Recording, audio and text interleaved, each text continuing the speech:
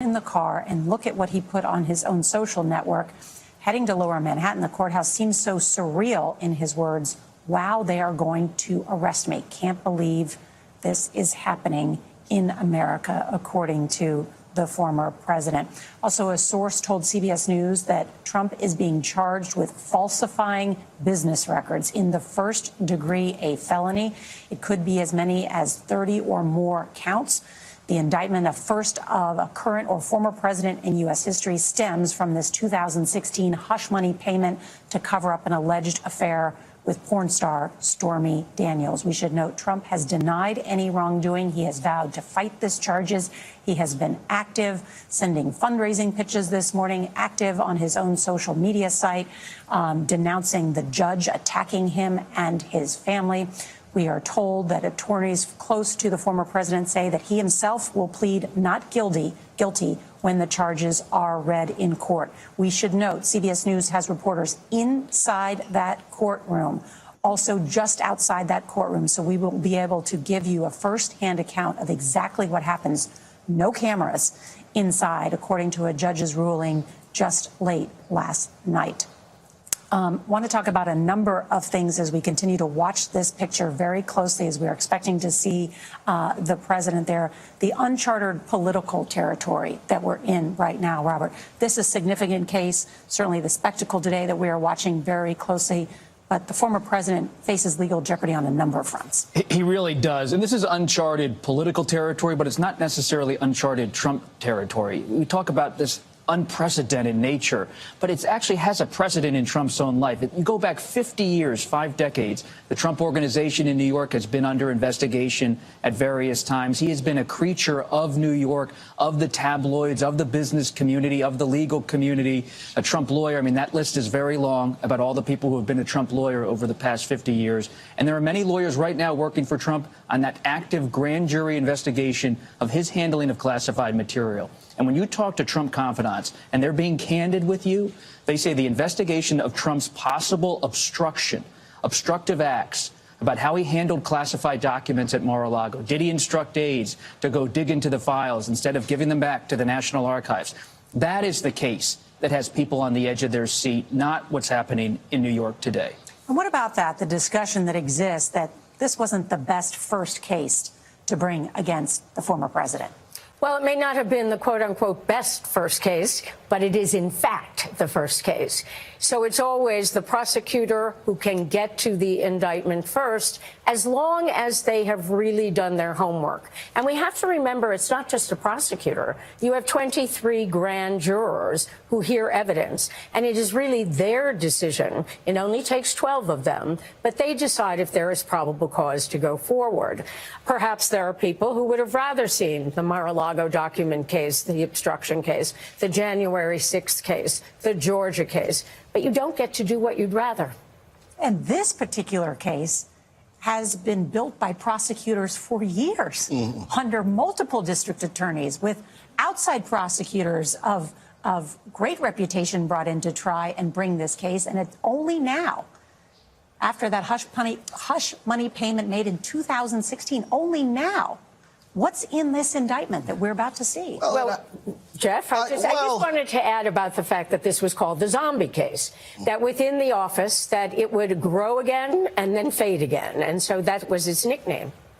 Yeah, I think in some ways, I think people might be underestimating this case and underestimating Alvin Bragg. You know, he is someone who grew up in New York, Harlem, went to Harvard.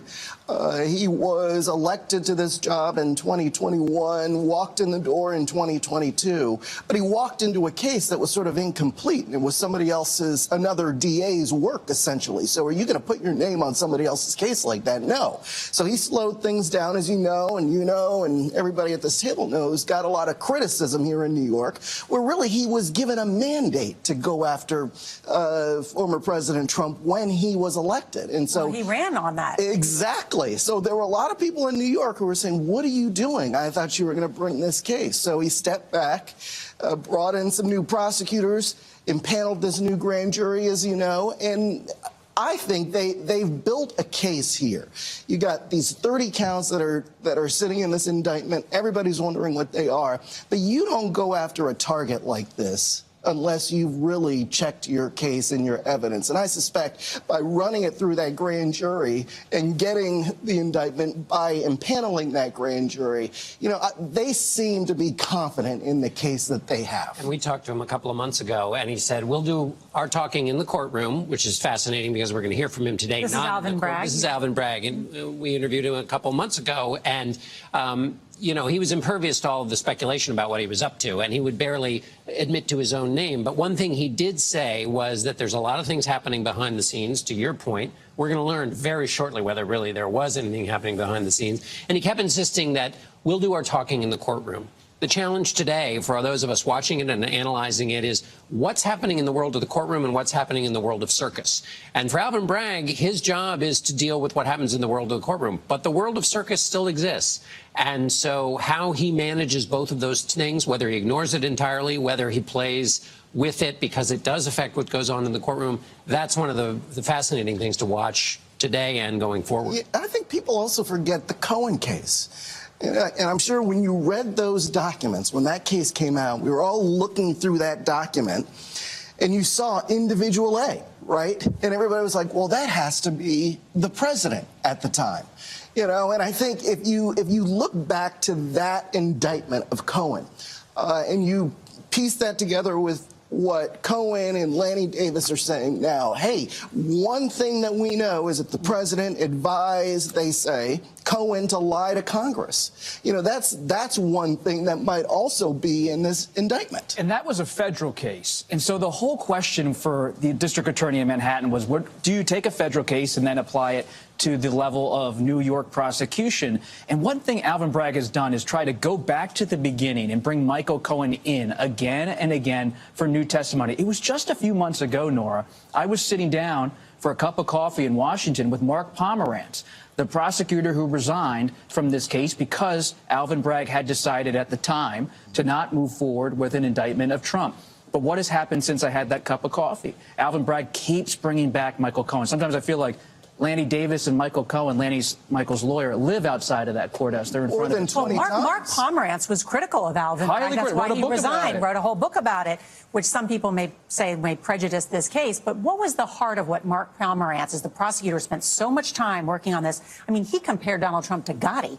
What was it that he said was at the heart of all of the things he said that the former president could be indicted on? What Mark Pomerantz said was essentially an echo of what Jeff just laid out, that there was a conspiracy in Pomerantz's view to hide hush money payments, that there was criminal intent to expense these in a way that was illegal. He believed that the DA should move forward with an indictment at the time. In furtherance of an election law violation so that he could run for office, or what's the conspiracy, or what's Well, that's going to be very interesting because election law is usually prosecuted at a federal level. So what's the New York law that's going to be broken here if they're talking about campaign finance? Well, and the other factor is that when Cy Vance, the previous DA, was looking into the case against Donald Trump, he was also looking into a different case. He was looking into property valuations, up for loans and down for taxes. And that's a different case than this case. Or is it? We're going to find out. Okay, let's just a minute, because I just want to regroup here and let everyone know what we're looking at. These are live pictures from just outside what is the largest courtroom at this Manhattan criminal courthouse, where Judge Juan is there, and they will read the charges against Donald Trump. And there we see the district attorney, I believe, just quickly. There are questions about whether he will be, in fact, inside that courtroom. Want to bring in our senior investigative correspondent, Catherine Herridge. She is there at the courthouse. And, Catherine, who else do we expect to be inside that courtroom?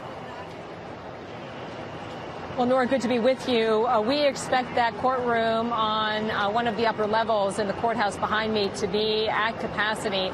Our colleagues Scott McFarland and Graham Cates will be in either the main courtroom or the overflow room. And to give you some context about what the demand was to watch history unfold, beginning yesterday at around 3 p.m. local time, a building just about 25 yards to my right, a lot of journalists and others began lining up for one of two color-coded passes. One pass would get them into that main courtroom where the former president will be arraigned. That's about 60 people. And then two overflow courtrooms, one 110 and the other 100. I also just want to make a note about the judge here, Judge Marchand. I spoke with a lawyer late yesterday who has appeared before the judge, and he described him as rough, tough, and someone who would not suffer unnecessary delays, and also emphasized that he has so much familiarity with the Trump Organization prosecution because he presided over that case, and significantly, he did not allow the defense attorneys in that case to argue something called selective prosecution, and that may be one of the key legal arguments for the former president as his case goes forward, Nora. It's an excellent point, Catherine Herridge. Thank you. Also want to bring in Richard Esposito, the former NYPD deputy commissioner. And Richard, we are going to get pictures from still photographers at the beginning of this arraignment proceedings. But what we see right now is a very heavy law enforcement presence. Talk about that. Yes, I think there are at least 250 reporters packed into the courtroom and the overflow room.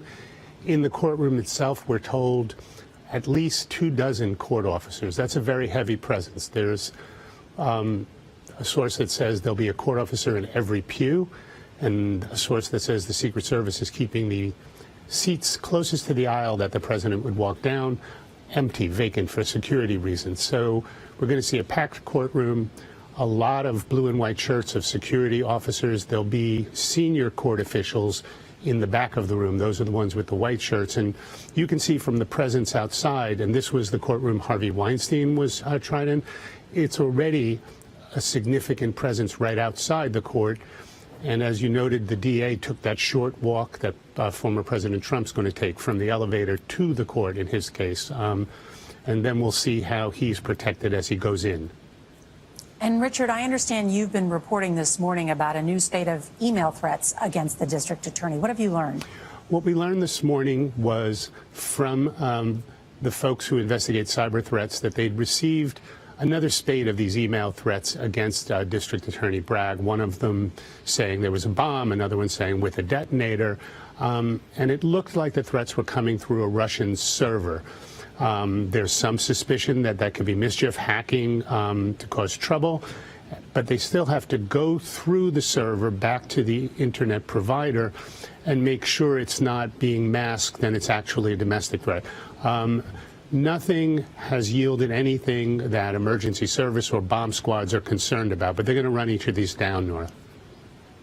Richard Esposito, thank you. We should note that in New York, falsifying business records can be a crime, and we are told that Mr. Bragg has built his case around that very charge. I want to bring in Ricky Kleeman. Ricky, do we expect the district attorney to be there sitting at the table inside that courtroom? It's really up to him. His assistants have handled this case throughout with the grand jury. His assistants are the people who will try the case. But he may want to show his presence, show he is unafraid, show this is his case, and take possession of a seat at the table, or he may not. We have been reporting, we're talking about more than 30 counts against Donald Trump. Will they all be felony counts? We don't know. Certainly, it makes sense that if you're going to take a check and say that that is falsifying a business record along with an entry in a journal and say that that's a misdemeanor, that would be very foolish indeed. You may as well wrap it around the other crime that allegedly would be the crime of concealment, whether it's federal or state, and at that point make them all felonies.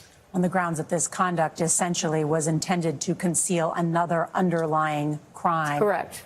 Perhaps an election law crime. On that note, we have an expert on that very topic, so I want to bring in Jerry Goldfeder. He is an election and campaign finance lawyer. Jerry, so good to have you with us.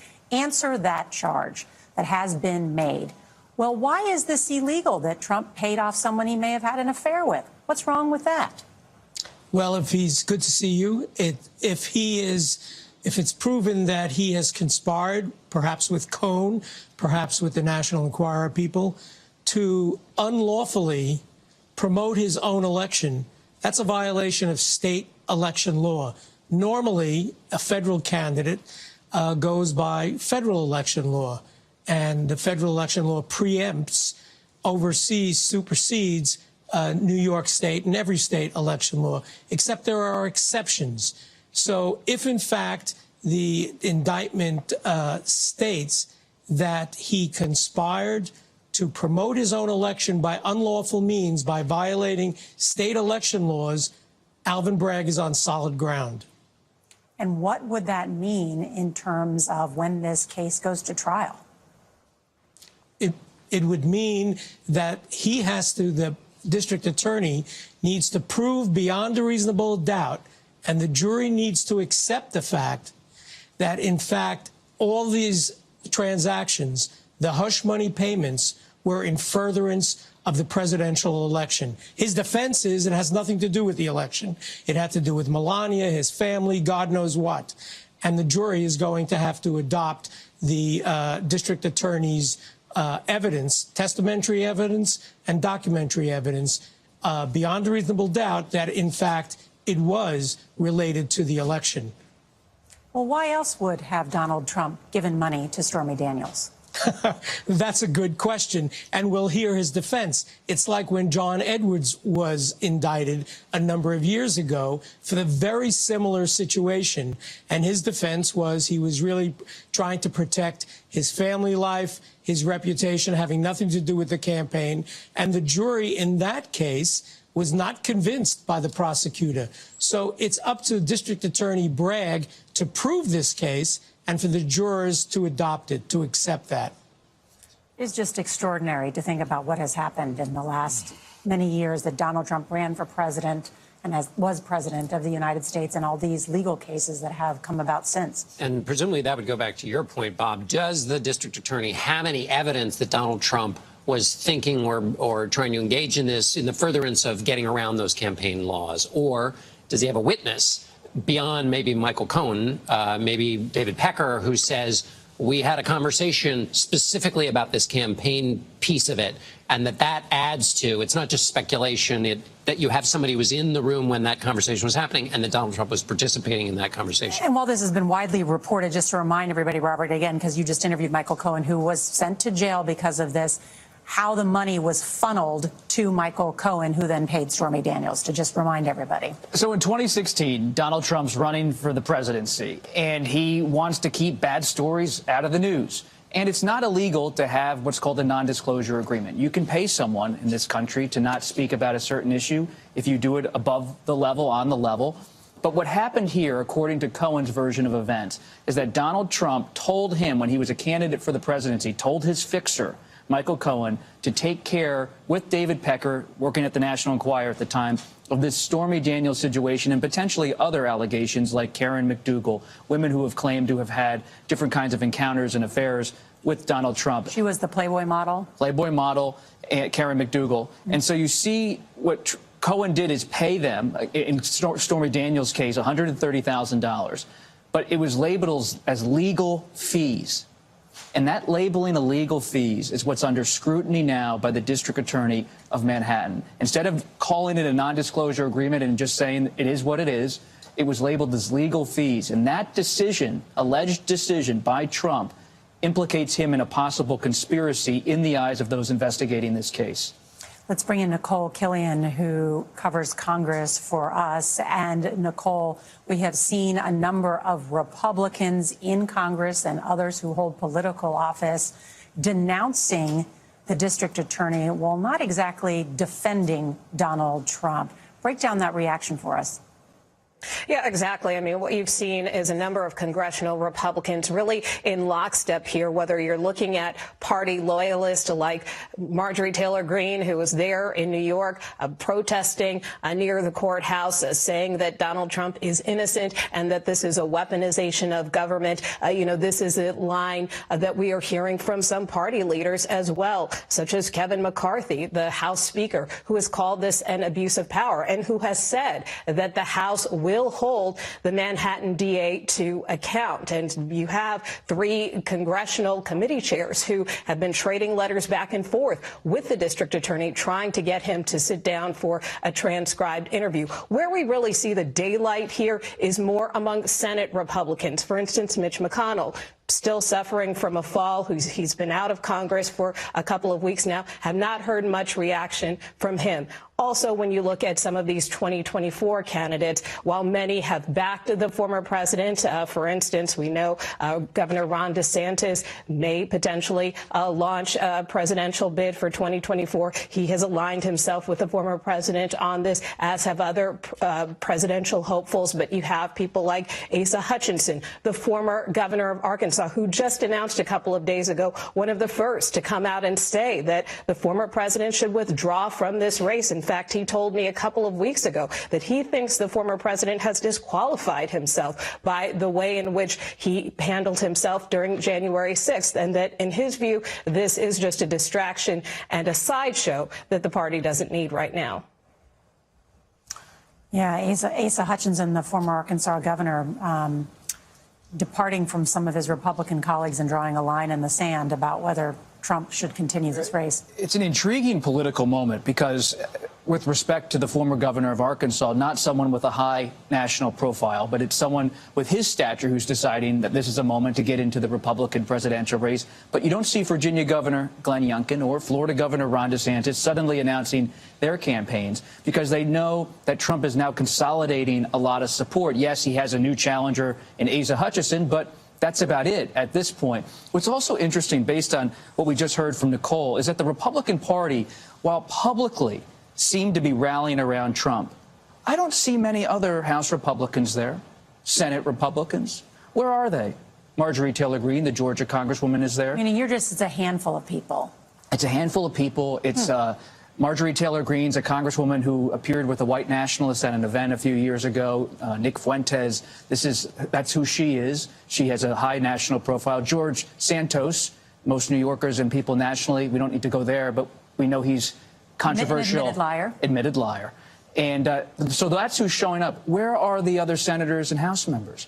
There's a reluctance for so many of them to get there in the arena with Trump at a time of trouble. They'll send a tweet. They'll make a statement, but they don't want to get too close to a situation that's volatile. And that is the key question. Will the media spotlight on Trump motivate his base? Will it paralyze the Republican opponents? Will it help him win the Republican nomination for 2024? I want to bring in our chief Washington correspondent, Major Garrett. He is at Trump's Palm Beach, Florida resident, Mar-a-Lago. And Major, I know the president planning to return there tonight and speak to his crowd. What are you learning? Yes.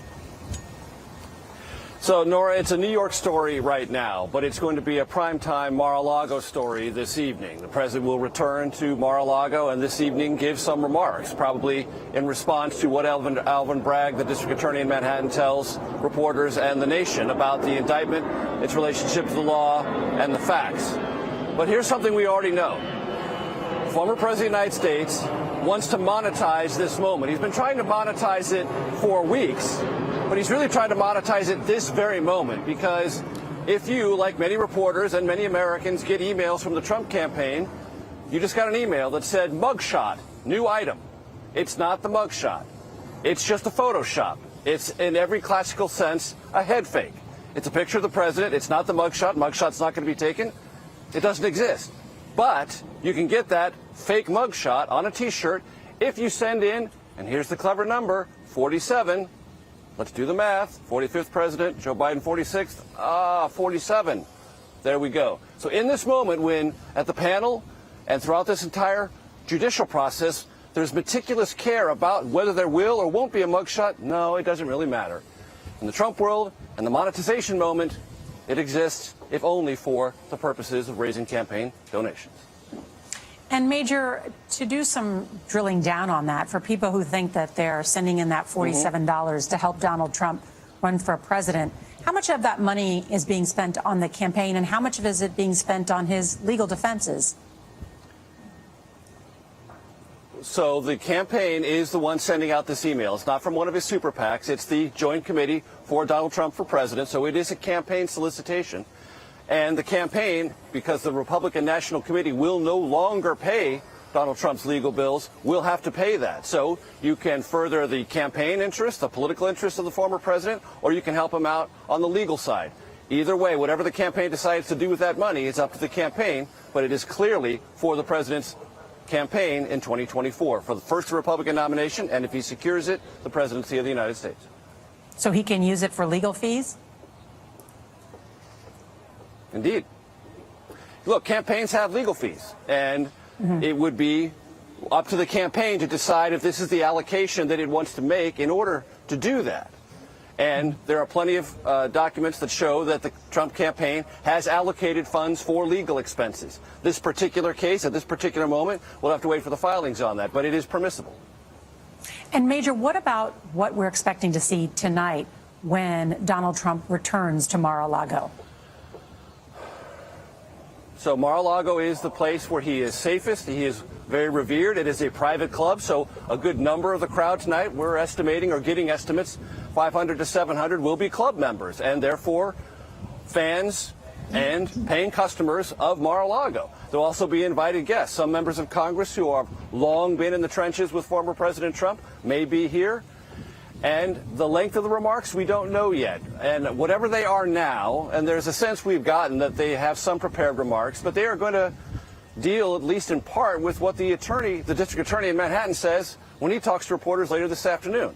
And my guess is, whatever that district attorney says, Alvin Bragg, on behalf of this case, the facts, the assertions, and how they fit with New York law, the president will reshape his remarks to respond specifically to those assertions from the district attorney. But Mar-a-Lago is, if anything, a very safe space for former President Trump. He wants the primetime visibility. He wants to make sure he's on plenty of cable networks and churning the story as much as he possibly can. And, oh, not incidentally, monetize it along the way. And there we see members of Trump's legal team that have just exited out those doors. So it probably means just any moment now we are going to see Donald Trump. We just saw Boris Epshteyn, one of his longtime political and legal advisors there, walking out of the room. Who is also under legal scrutiny right now. In some of these other cases, he's being questioned. We should note that in that group of people that we just saw, not only Boris Epshteyn, but of course Joe Tacopina, who we've seen on television, as well as Susan Necheles, who is one of his Trump defense attorneys as well. Let's listen in now. President Trump, will you come speak to us? President Trump?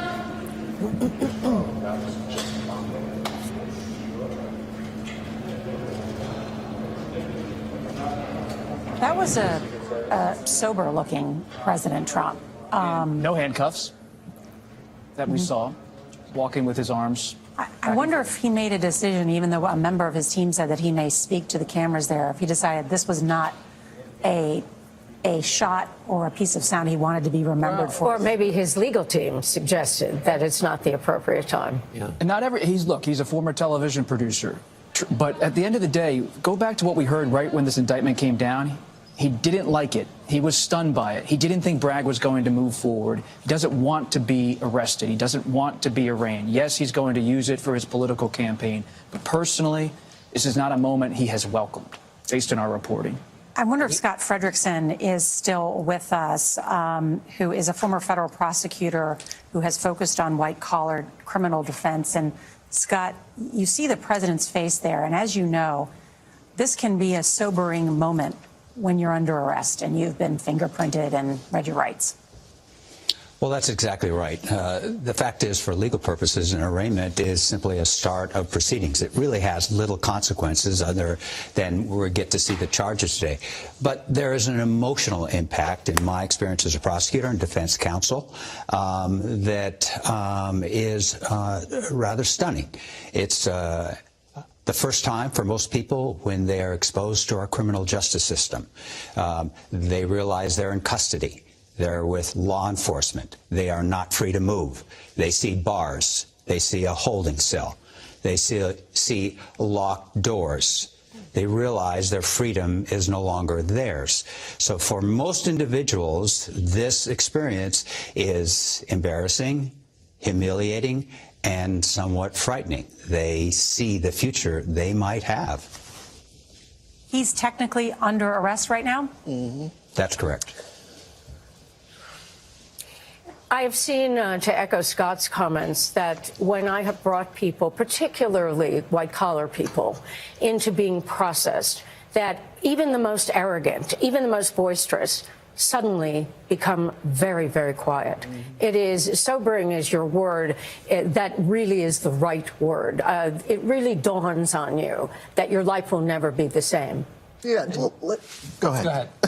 Sorry. Well, going back to Bob's point, it's wise to remember that this is also may very well be the staging that Donald Trump, for whatever reason, wants at the moment. But the other thing is that Donald Trump does not like to be constrained when he doesn't want to be constrained.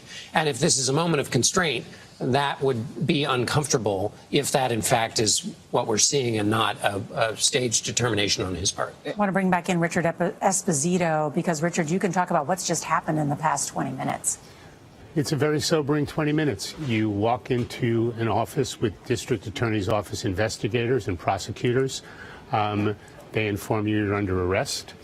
That's a sobering moment right there. You read your Miranda rights, and it's explained to you how to put your fingers onto a electronic pad where your fingerprints will be taken.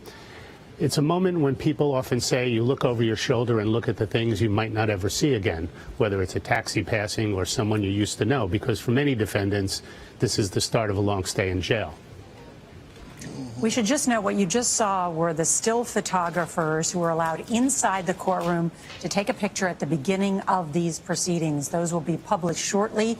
We will bring those to you. We should also note we have reporters from CBS News, one inside that very courtroom, who will be able to give a bird's eye view. They are not allowed to use their electronic devices right now, but we will have a report. We also have other reporters in those outside overflow rooms as well, so we can tell you exactly what happened inside. And before we get that picture, which has an important role in our legal system, and we can talk about it once we get it, but can we go back just a second to the picture being sent out by the Trump campaign? He's running as an outlaw. This is a way in which today is a reality created by the judicial system, but then there's the circus reality, which is there was no mugshot. But they've created one in order to create a reality about an outlaw kind of candidate. That's, again, a way in which the unreality of the circus, which we've seen through the Trump years, which is a person who's very skilled at creating his own reality, is bumping up with the real reality, which is there's no mugshot, but also that he was arrested today. You know, Robert, I was struck by when Richard was talking about what Donald Trump just went through, being surrounded by these prosecutors, being fingerprinted, being read his rights. It popped into mind as someone who has spent some time with Donald Trump, and I know you've spent a lot of time with him for interviews that you've done with Bob Woodward. He's a man that likes to be in charge of the room. He takes up a lot of oxygen. He talks a lot. He's domineering. He can be aggressive. In this case, he would not be able to be the Donald Trump that we all know.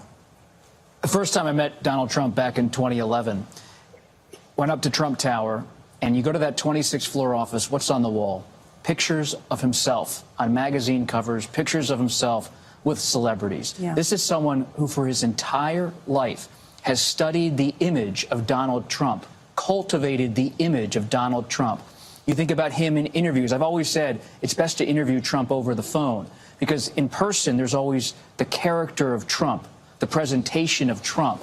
This has been key to his business career. It's not just about buildings and golf courses. It's about marketing a brand. When you look at his valuations of his fortune over the years, you'd always value his brand at the highest level of his entire fortune. And so now to have his brand, his image associated with this sober walk into a courtroom in Lower Manhattan, this is an area that's not full of skyscrapers. This is not an area where a lot of people go to dinner at night, though Soho is nearby. What you're looking at is a place where they often film the TV show Law and Order. This is gritty. This is not the Donald Trump image he has worked so hard to maintain. And he did that in New York. You know, I covered him here in New York for years, and he was Mr. New York. You know, the people on this, hey, Donald, they loved him. But now he comes here and it's like he's a visitor in his own hometown.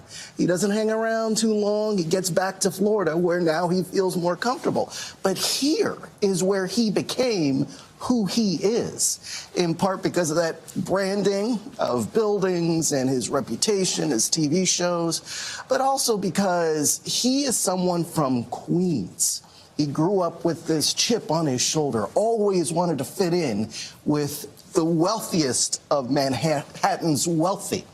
And here he is, humbled in this courthouse in Lower Manhattan. It is really a sobering picture. And he spent a lot of his career in New York working politicians and officials like the former Manhattan District Attorney Robert Morgenthau, with whom he had a long relationship, because he always felt that you could work the system, and that's not possible for him at this moment. And he did that as a Democrat and someone who funded many Democratic causes before switching parties to run and become a Republican president of the United States. Ricky, let's talk about what's happening right now inside this courtroom.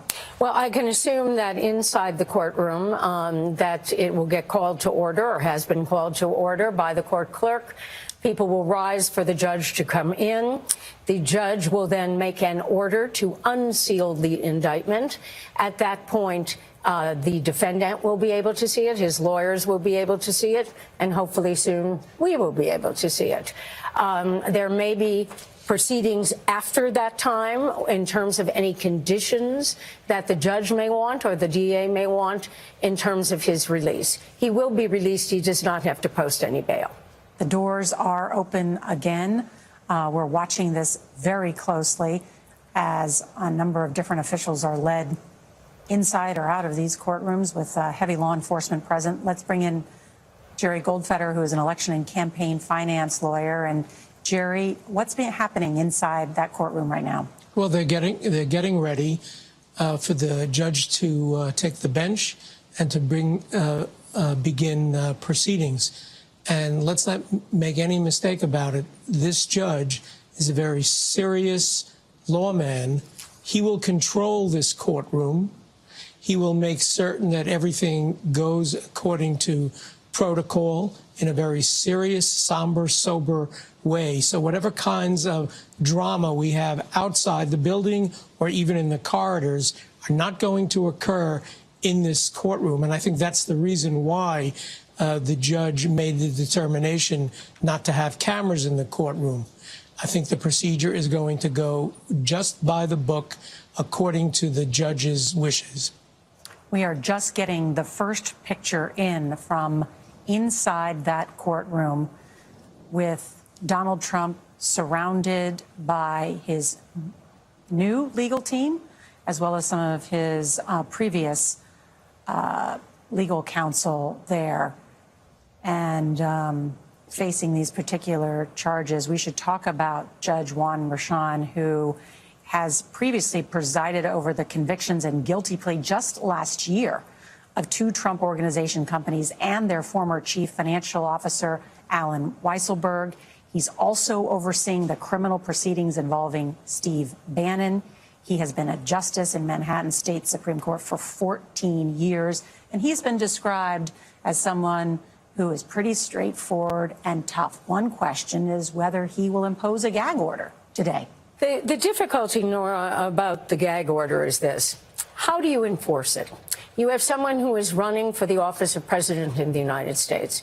So he violates the gag order, should one have been imposed. What are you going to do? Hold him in contempt and put him in jail? That's ridiculous. So even though I think a gag order may well be warranted to have both sides not talk about this case, I don't think it can be enforced. So why do it? Okay, what about then the continued attacks on this judge and today his family as well? Previously, Donald Trump had put on his social media that this judge hates me. Today, he denounced his family as well. Can Donald Trump continue to personally attack the judge, the district attorney, and others? Well, the difficulty is what I say. How do you stop him except by throwing him in jail, which does not really serve anyone? The difficulty is really also his argument that goes back to January 6th, free speech.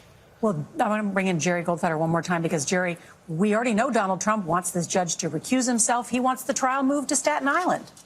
That's right. And I think all of his statements on his social media and as well as pumping up his crowds go to his strategy of trying to move this trial away from New York County and to try to get the judge, if he can't do that, to try to get rid of this judge, because he believes, and perhaps rightly so, that this judge really knows him, really knows his organization, and is probably not disposed to look upon him in any favorable light.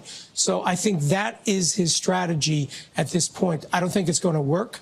I think this judge is going to retain jurisdiction, and I think this trial is going to occur in New York County. Donald Trump has been arrested. He's been booked. He's been fingerprinted. He is now being likely read this indictment, which we are all anxiously awaiting to hear what is in it. He's learning the facts of the case right now, and his ears are coming whatever is up there against him.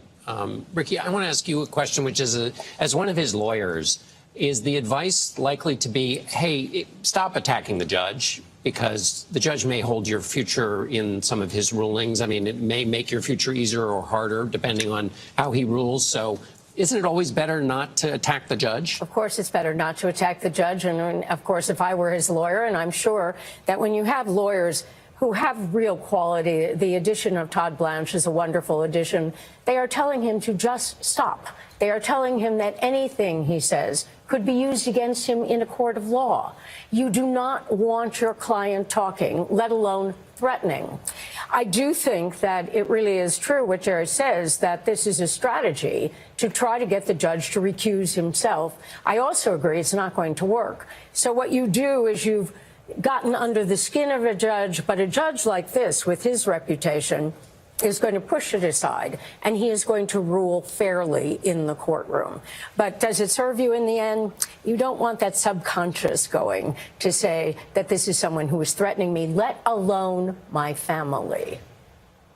In recent days, I was talking to people close to Donald Trump, and I said, what's he saying behind the scenes? And they said, it's not just what he's saying, it's what he's sending. He has been sending some friends and advisors articles about the crowd size in Waco, Texas, where he recently had a rally where his message was very grievance-driven.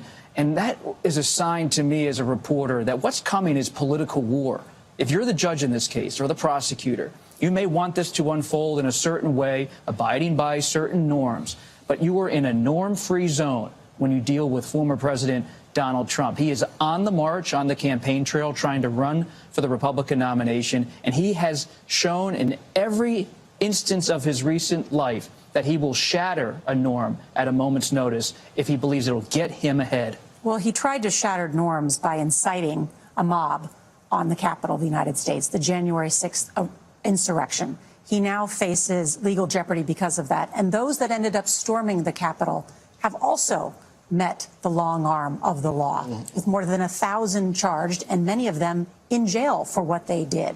So when people question, will there be accountability for the former president and those who answered his call, we've begun to see some accountability. No? Yeah, and I think, you know, if those cases, the January 6 cases, have helped law enforcement in this case. And I say that because you have this former president who's trying to rile up his supporters. But if you look at what some of his... There weren't big protests here in New York. Exactly, right? Because some of his supporters are saying, wait a second, it's a trap. It's a, you know, false flag operation. The police are going to get us if we show up. Jail. Exactly, exactly. I want to bring in Scott McFarlane. We mentioned we have reporters who have been witnessing what's happening inside that courtroom. Scott, tell us what you've been seeing. Donald Trump has just pleaded not guilty to 34 counts of falsifying business records in the first degree. He's seated at the defense table, surrounded by 3 defense attorneys, wearing his suit and his red tie, spoke in a pretty loud voice when he said not guilty, as the clerk of Judge Juan Marchand read the top line. 34 counts of falsifying business records in the first degree. This is ongoing as we speak, Nora. But we have this development from the courtroom. This arraignment began moments ago, took very little time to get to the plea from the 45th president of the United States. Scott McFarlane, you are the only one reporting this right now. You've been witnessing what happened inside that courtroom. What did it look like when Trump entered? Well, he walked in slowly, and once he sat down, the pool photographers, the still photographers were brought in, a few of them, and he smiled in their direction as they got their cameras ready. They read the case number. This is for the history books. This case is number 71543-23 here in the Manhattan courthouse. He sat with no paper, no pens in front of him. His attorneys all had books out and pens out. He just sat with his hands in his lap, kind of hunched over at this old wooden defense table. This is such an old, dank courtroom. It's not the palatial or grand courtrooms in the federal system. And it's a very humble courtroom, and he is sitting with his shoulders slumped, his hands in his lap. What can you tell us about those 34 counts? We don't have any idea yet what's in that indictment. What have you heard? Well, this is what we're going to find out in the coming minutes, but it's all the same count, according to the clerk who read the indictment. 34 counts of falsifying business records in the first degree. There is possibly some connected tissue between falsifying business records and some other crime, but that's what's ongoing now in the courtroom. There is an overflow courtroom just across the hall, and both of them are pretty jam-packed with spectators, not just journalists, but citizens who waited in line since 1 in the morning to get a seat in here. Former president, as you'd imagine, Nora, just surrounded by law enforcement, not just Secret Service, but there is New York police, there is New York State court security, and there is a group of police out in the hallway monitoring activity here. No phones allowed in the courtroom, and the judge got a challenge from the media organizations to open this up to phones and laptops and to cameras, and the judge rejected all those motions. So all this is happening behind closed doors with a feed, a video and audio feed going across the hallway to an overflow room. Scott McFarlane has been witnessing Donald Trump inside that courtroom as they read the criminal charges against him. Scott, just to recap, what did Donald Trump do when asked for his plea? He answered immediately in a voice that was noticeably louder than the attorneys who were speaking here today, and said simply, not guilty. No adjectives before it, nothing after it, just not guilty. And at this point, they're running through the procedures that will happen after this arraignment ends. There are going to be certainly deadlines set for motions, for future hearings. All that's happening as I'm speaking to you, Nora. But the bottom line here is it's 34 counts of the same charge, according to the clerk. 34 counts of falsifying business records in the first degree. There's more to gather, but let me just paint a picture for you here, Nora. This is such a humble place.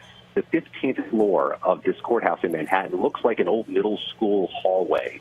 That type of flooring, that type of walls. It is sweltering, stuffy hot in here and in the courtroom. And all of this looks like something out of the TV show Night Court, not something out of one of the grand courthouses in Washington or in the federal system nationwide. The limited camera access here, which the Trump team asked for, saying cameras might turn this into a circus-like atmosphere, are perhaps sparing some of the images of a very meek and humble place. Scott, you are the only one who has come out from that overflow room to give us this first-hand account. It is riveting to listen to the details that you have. I know Robert Costa has a question for you. Scott, terrific reporting. It's just amazing to get these vivid details right by the moment. Did Trump stand up? Did the former president stand up when he pleaded not guilty? Did he stay seated? Give me the whole version of events from your eye. Everybody is seated, at least for the opening minutes of this, Bob. Trump is seated. His attorneys on either side. He's got 2 attorneys on his right, 1 attorney on his left. The attorneys we've seen on television included Joe Tacopina is to Trump's left, Susan McAuliffe to his right, and Tom Blanche, his newly hired attorney, further to his right. He is seated, Trump and his defense team, to the judge's right, facing the back of the courtroom. For the spectators, Trump is to the left. The prosecutors are on the opposite side, and I should note this and underscore this. Alvin Bragg is in the front row of the audience on the prosecution side, sitting in the middle seat in the front row, watching all this close up. That's interesting. So the district attorney there inside the courtroom, not sitting at the table, but they're observing as well. And Scott, since you were there observing, what about the judge? Did he say anything? We were noting earlier, of course, that it was just this morning, the 9 o'clock Eastern Standard Time hour, that Trump took to social media to attack him and his family personally. Well, the judge first had to deal with another challenge before this proceeding began. Obviously, it's 2:50 p.m. here on the East Coast. This was supposed to begin at 2:15 Eastern Time. What ate up some of the balance of the time was Trump arriving about 10 minutes late with his defense team into the courtroom, potentially for procedural issues, but also a lawyer representing 20 media organizations tried to open this thing up, tried to get cameras turned on, tried to allow phone use and computer use inside the courtroom, and tried to get access from some of the people in the audience, including the media, to sit in the jury box so that they could see the former president's face. I can see the former president's face because I'm watching via a remote feed in the overflow room. The judge shot down all those challenges, but Juan Marchand, the Manhattan judge handling this case, had to deal with that issue first, which is why the arraignment has just now begun. And I'll underscore, because I think it's important, Nora, the arraignment is still underway. Scott McFarlane, want to stay with you to get more of your account about what's happening inside that courtroom. Just to let everybody know, Donald Trump right now inside this courtroom, he arrived for his arraignment at about 2:30 p.m., taking the first steps into his life as a criminal defendant. According to Scott McFarlane, read 34 charges against him as part of this indictment. And I'll let you describe it again for us, Scott. How exactly did it go? Who read the indictment? And then how did Trump deliver his not guilty plea? So in the Manhattan court at arraignment, it's the clerk of the judge who reads aloud the indictment. So it was the judge's clerk, Judge Juan Marchand's clerk, who read out 34 counts of falsifying business records in the first degree. But before she did so, Nora, she read out the official case number, which is now for the history books. This is indictment number 71543-23. The dash 23, of course, is the calendar year. That's the criminal case number for this indictment. The judge, after hearing these arguments to open up or make more transparent these procedures, pledged to review the request from media for future proceedings. So this may be the first and last proceeding in this criminal case in which media are not permitted to bring phones or computers, or which cameras are turned off. So this may be the only time we're flying blind while trying to watch Donald Trump in a criminal case. But as of this moment, he is now an accused criminal in the Manhattan court system, facing 34 counts. As Scott just noted, it is worth reminding people that what's happening inside this courtroom will not be broadcast or photographed. We just got a couple of these still pictures from the very top of it. Reporters are inside. Our own Graham Cates is inside and will bring us more details from what Scott has already mentioned. They cannot use phones or laptops to provide updates. We have to wait until the end of this proceeding. But Scott McFarlane was in an overflow room and witnessed Donald Trump plead not guilty, was able to bring us some of the initial moments from just what happened in very dramatic recounting of this incredible moment. Scott, when the clerk read the charges to the former president, was the former president addressed as former President Trump or just called Mr. Donald John Trump? There were different variations of that, Bob. First of all, his defense attorney, Tom Blanche, introduced him as former President Donald J. Trump, but the clerk referred to him as Donald J. Trump. And Donald J. Trump is the named defendant here. But that distinction was made between the defense counsel and the clerk. All of this is clear to hear in the courtroom and in the overflow room. And let me explain why. These are pretty moderate-sized rooms. I mean, think of a large high school classroom, maybe a small school library or cafeteria. This is a small place, and it's a grand contrast to the federal court system, to the other courts that we walk into in which there are spectacle trials or spectacle arraignments. This just feels and looks different. Scott McFarlane, thank you. Stay with us, if you will. I know John Dickerson is here with us as well. Scott, Eddie, you mentioned that DA Alvin Bragg is there. Anything else from the prosecution table? And also, did everybody march right in and take their seats, or was there any? Sometimes there's a little bit of milling about in which the lawyers at least nod at each other, or they have some commerce that they've already engaged in setting this moment up, and they will have to engage with each other again. Was there any of that in the courtroom? Yeah, we see that so frequently in criminal cases where groups just kind of assemble piecemeal. That was not the case here. I mean, Secret Service is running security along with New York Police and New York State Court Police. There was a regiment here, John, where everybody was seated in place with security in place before the prosecution team arrived, which happened almost exactly at 2:15 Eastern time. The Trump team, including the former president, arrived about 10 minutes later at 2:25 Eastern time.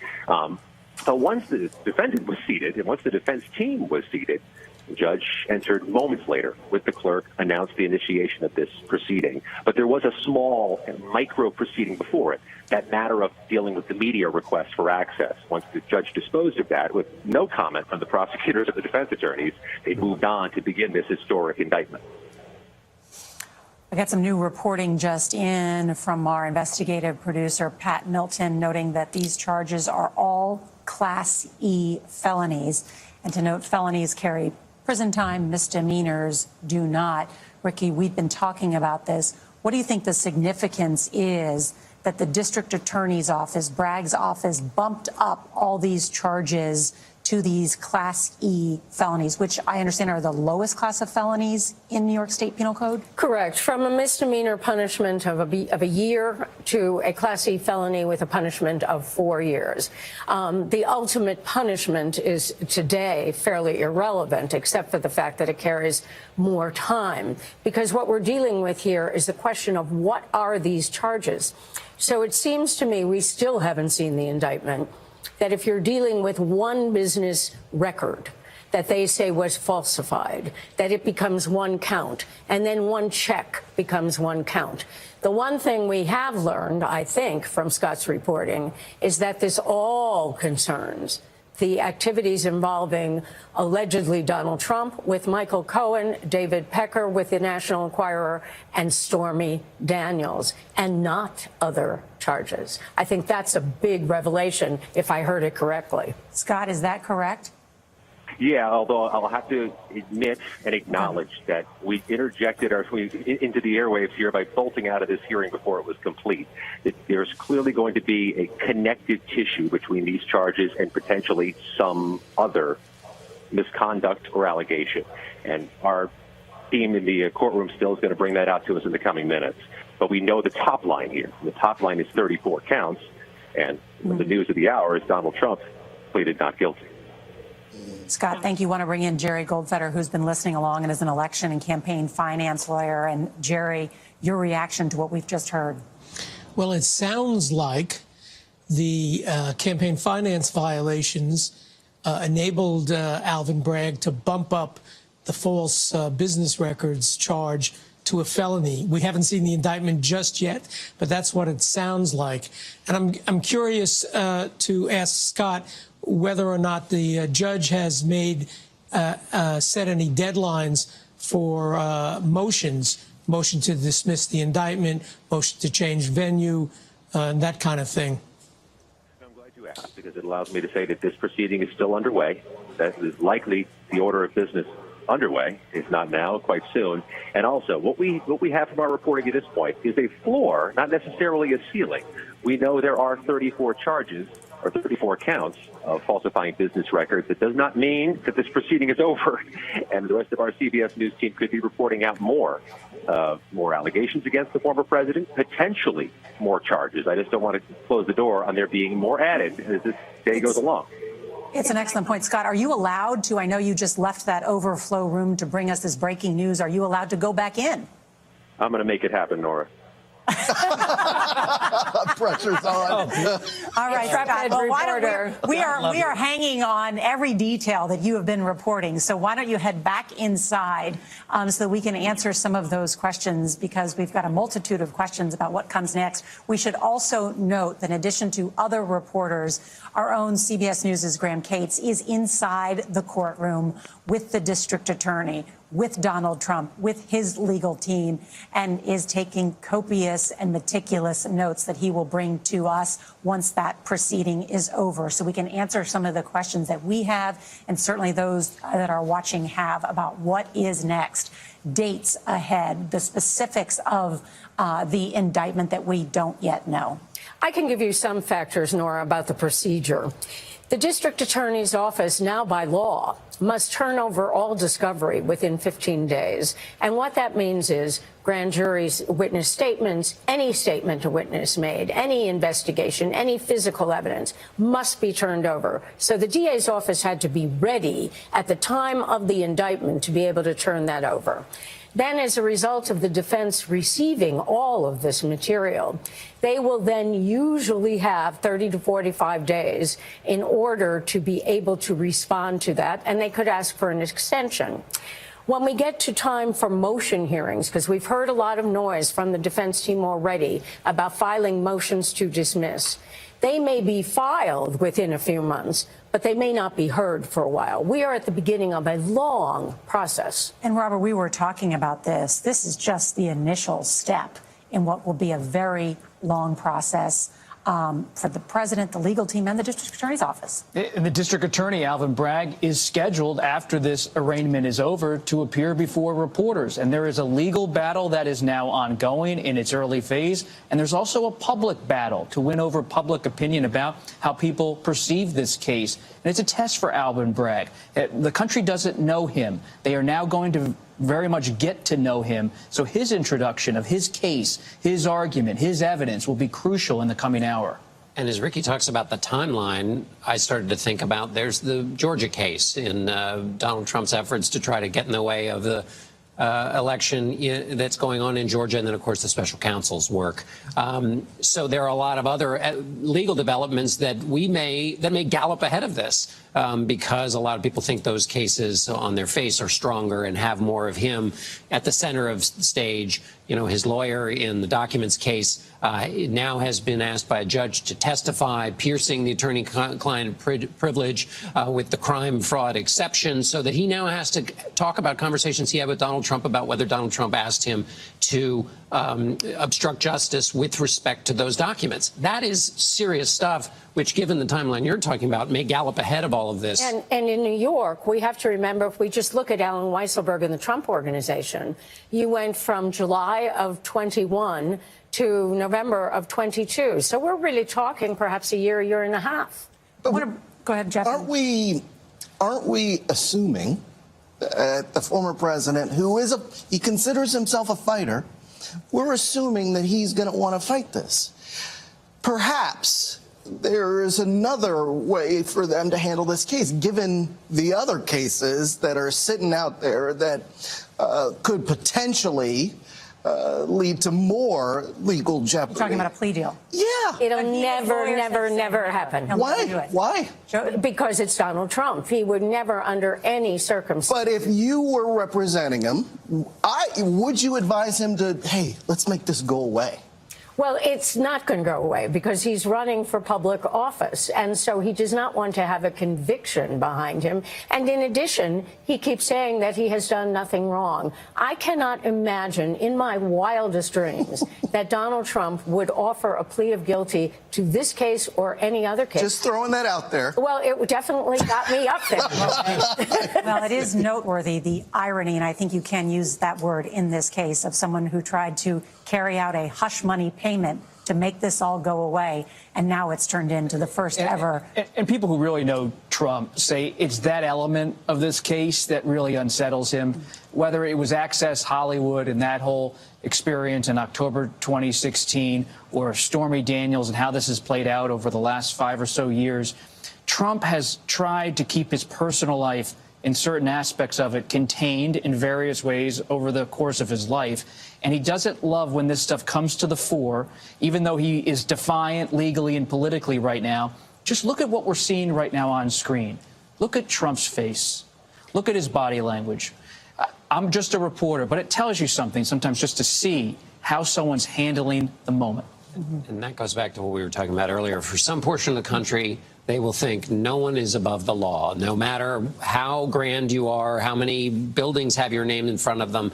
no one is above the law, which doesn't mean you're guilty, just means no one's above the law and you have to go through the legal process. And others will look at this and speak of it in the apocalyptic language that Donald Trump used in his tweet on the way down there, or whatever his Truth Social posting, which was, how can this happen in America? Speak in apocalyptic terms, where this is not just a single person, but this is evidence of a corrosion in the American system. And when you raise it up to that level, you inject into the system the kind of energy that we saw after the last election that had such dangerous results. I want to bring in Scott Frederickson, a former federal prosecutor who is paying attention to this. He can talk about the legal jeopardy that the former president faces. Scott? Well, that's right. And I think we shouldn't forget that the defense of Donald Trump right now is probably feeling fairly confident that they have a legitimate shot to knock this case out on their motion to dismiss on the grounds that misleading falsification of business records designed to mislead for purposes of a federal campaign financial obligation doesn't qualify as fraud. I think they're going to argue that that was misleading, but it's not fraud. Now, they could lose that, but I think they're feeling very confident they can knock it out. And so they're going to go forward. And I think the second thing to keep in mind here is that there may be 34 counts here, but they're misdemeanors elevated to low-level felonies. Highly, highly unlikely that even if convicted on all 34 counts that the former president would ever see any jail time. So there's no real motivation for the president to do anything but to do his very best to knock this case out. The breaking news at this hour, Donald Trump himself pleading not guilty to 34 counts of falsifying business records in the first degree. Our own Scott MacFarlane was inside an overflow room, the first to report that it was Donald Trump himself who said in a loud voice, not guilty. Scott MacFarlane also reporting that the district attorney, Alvin Bragg, inside the courtroom, sitting in the front row. We're still waiting more details about what comes next. Ricky? One of the things that we have to remember, and I always repeat myself, but I think it's worth repeating, that in a court of law, Donald Trump is entitled, as any other citizen, to the presumption of innocence. That is not true in the court of public opinion. There's no such thing as the presumption of innocence out there in the other world. So it brings us back to John Dickerson's point that we have both the legal world and the political world, which I say are colliding here. So Donald Trump can go forward with all of the protections in court, and he will go forward with his lawyers and contest the law of this case. The law of this case is going to be really the big question, because if it gets to a Manhattan jury, I think we know what the probability of a guilty verdict might be. Because Manhattanites tend to be more Democratic in their political affiliation? Correct. And there has certainly been enough noise against Donald Trump in recent times in Manhattan. But the law is going to be what determines if a jury gets this. Now, while saying that, too, I just said he's entitled to the presumption of innocence, and the defense knows it only takes one juror to hang that jury. That's why Donald Trump has said himself he would favor moving this trial to Staten Island, where there tend to be more conservative voters in the borough of Staten Island. Which is so funny because it's not like Texas. You know, Staten Island, it's more conservative by New York standards. Yes, absolutely. I want to also bring in and bring up this point, follow up on this point, I should say, rather, that Scott talked about. Why and under what basis can Donald Trump's attorneys make the case to quickly dismiss these charges? What legal standing do they have? Well, they always have the right to file a motion to dismiss about the law. They also have another right that is peculiar to New York, and it's called a Clayton motion. And what a Clayton motion is that you say it is in the interest of justice, regardless of the merits of the case, to dismiss this case. So they have two ways to go about it. One other part of the motion to dismiss that we know, according to Donald Trump's lawyer, Joe Tacopina, that they're looking at is not only do they believe that there is not a law that prevents this case, that allows this case to go forward, and that this is a misreading of the law, but they also claim that there's a statute of limitations issue. All of these are ethical and proper motions for a defense lawyer to make.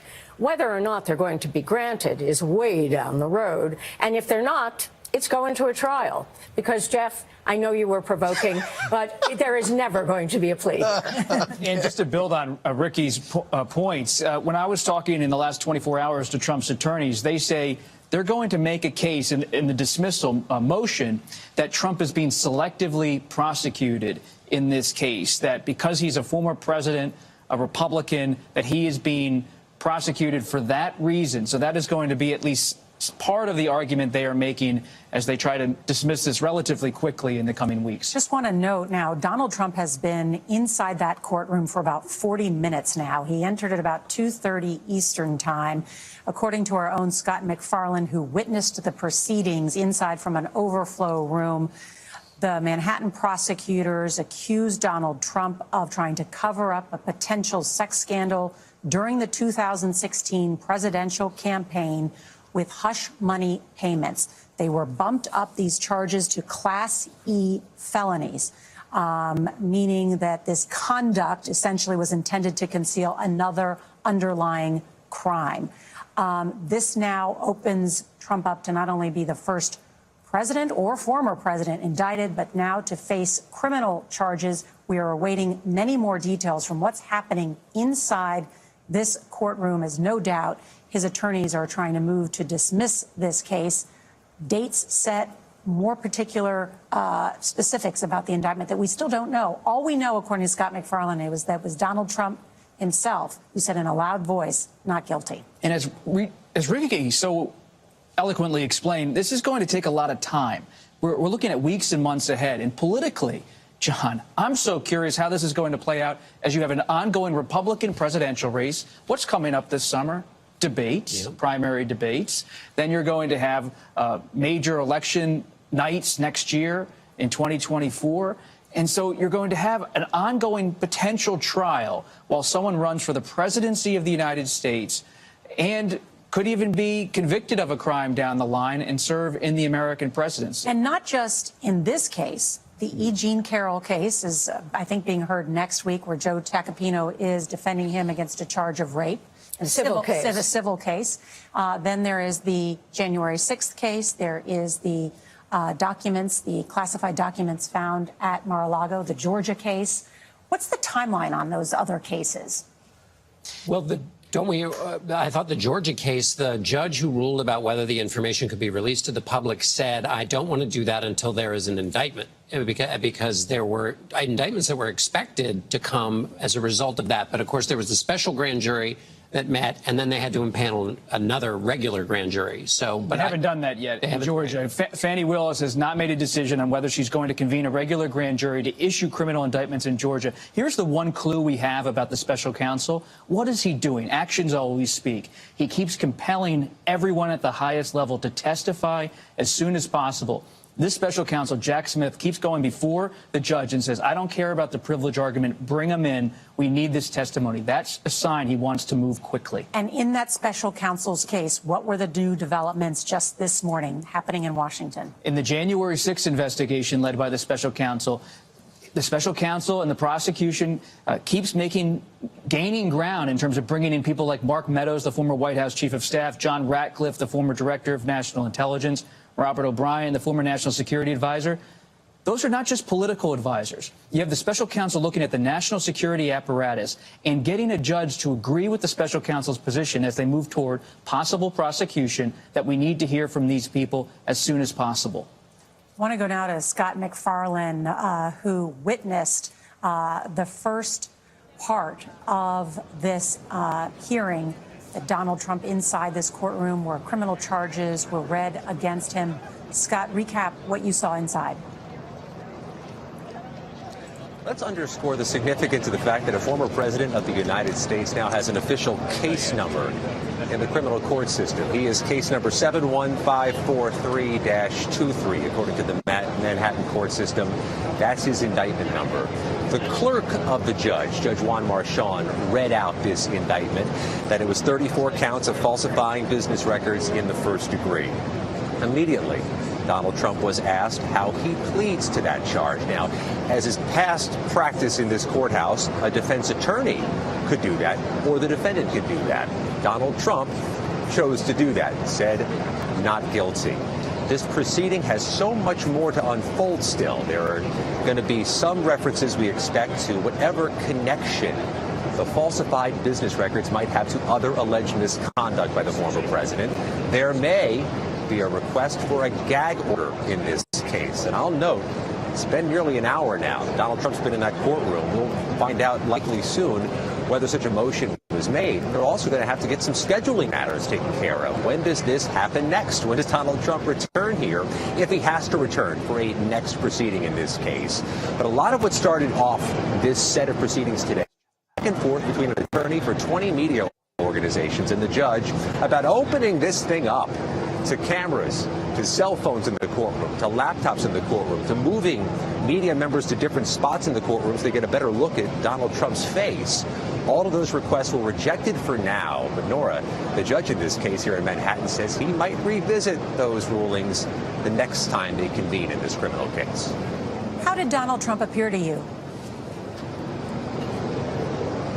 It was noteworthy that he walked in slowly, sat with nothing in his hand. So often when you go watch a criminal case in person, Nora, the defendant's got a pen and paper. The defense has something to make note of what's happening on this day, this most important day of his or her life.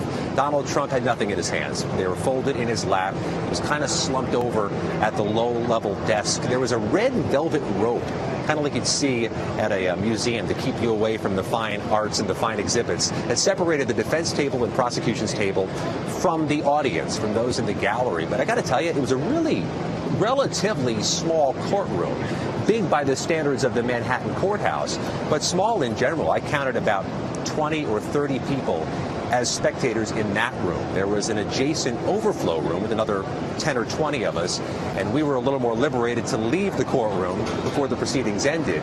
Those in the courtroom are fixed there, likely by Secret Service request or security request, until all of this is over.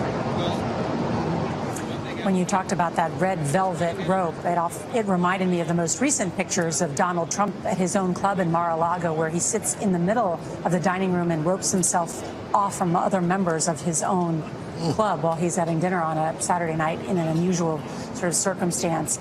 Robert? Just an additional note, when you look at that picture right now, the person at the end of the row is a Trump advisor and lawyer named Boris Epshteyn. And he is someone who has become a confidant of the former president. He's close to the Trump family, close to the Trump sons in particular. He's also quite notable to be sitting there at the table with the former president at this critical moment, legally and politically, because it's raising some eyebrows. Well, it's raising eyebrows because his phone, Boris Epshteyn's phone, was seized by federal agents as part of the January 6th investigation. Who is Boris Epshteyn, if you haven't been following every day? Well, he's someone who was very close to Rudy Giuliani for a long time. And when Giuliani was right there with Trump after November 2020, working to try to overturn the election, who was at Giuliani's side? Boris Epshteyn. So Giuliani was Trump's right-hand man in that post and pre-January 6th period, and Boris was that to Rudy.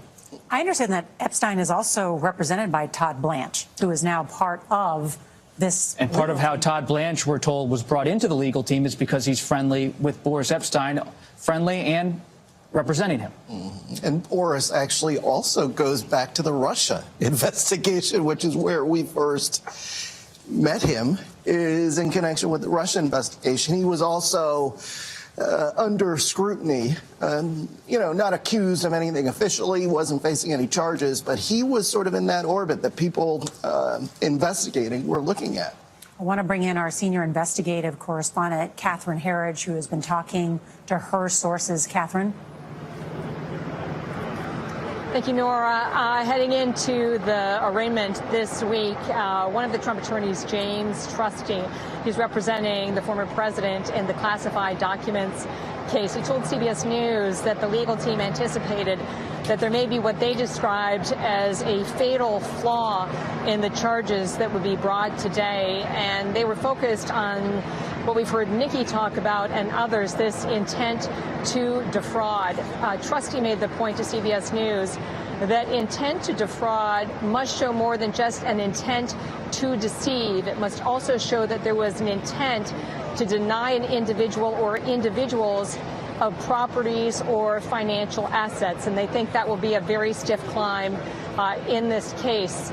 Trustee, as I mentioned, is also part of the Mar-A-Lago classified documents case. And he pointed to the fact that other attorneys in that case have been present before the grand jury for the special counsel, and most notably Tim Parlatore. Parlatore told me personally that when he went to the grand jury in December, that he felt his testimony to the grand jury was unexpected and unhelpful, his words, to the special counsel, because he argued that his actions and the actions of the former president did not show a willfulness to retain the records, rather what he described as a willingness to provide back the records once they had been identified. So you can see from the scope of the reporting that is very broad disagreement as to the strength of the special counsel investigation. Now the Trump people say they don't think it's building to an outcome that would be undesirable to them. But as we just heard from Bob and others, they have a very different perspective on that investigation. Catherine, thank you. I want to bring in our lawyers and former prosecutors who are with us, because these 34 counts, these felonies, center around falsifying business records in the first degree. I'm actually looking at the state code right now, and a person is guilty of falsifying business records in the first degree when he commits the crime of falsifying business records in the second degree, and when his intent to defraud includes an intent to commit another crime or to aid or conceal the commission thereof. Might have to listen to it slowly, but I want to explain it because, again, this has come up multiple times. Why is a hush money payment to a person that he is alleged to have had an affair with, why is that illegal? What is it that they have indicted him on? What is it that they have been able to prove that the Trump legal team is going to try to dismiss and try and win over? Well, you're dealing with the last clause, which is it's concealment of a crime. And what you have here, it's not only Donald Trump who has over the years allegedly paid hush money to people to keep his sexual trysts secret. And that's perfectly legal. You can do that. You sign an agreement with someone, you have a non-disclosure, you're fine. But as always, it's the cover-up that becomes worse than the crime. So here, what the essence of these charges really looks to is the business records themselves, which were a scheme that had, allegedly, the payment to repay Michael Cohen classified as a business expense for legal fees. Michael Cohen paid Stormy Daniels $130,000 because he took out a home equity loan. He wanted the money back. Mm-hmm.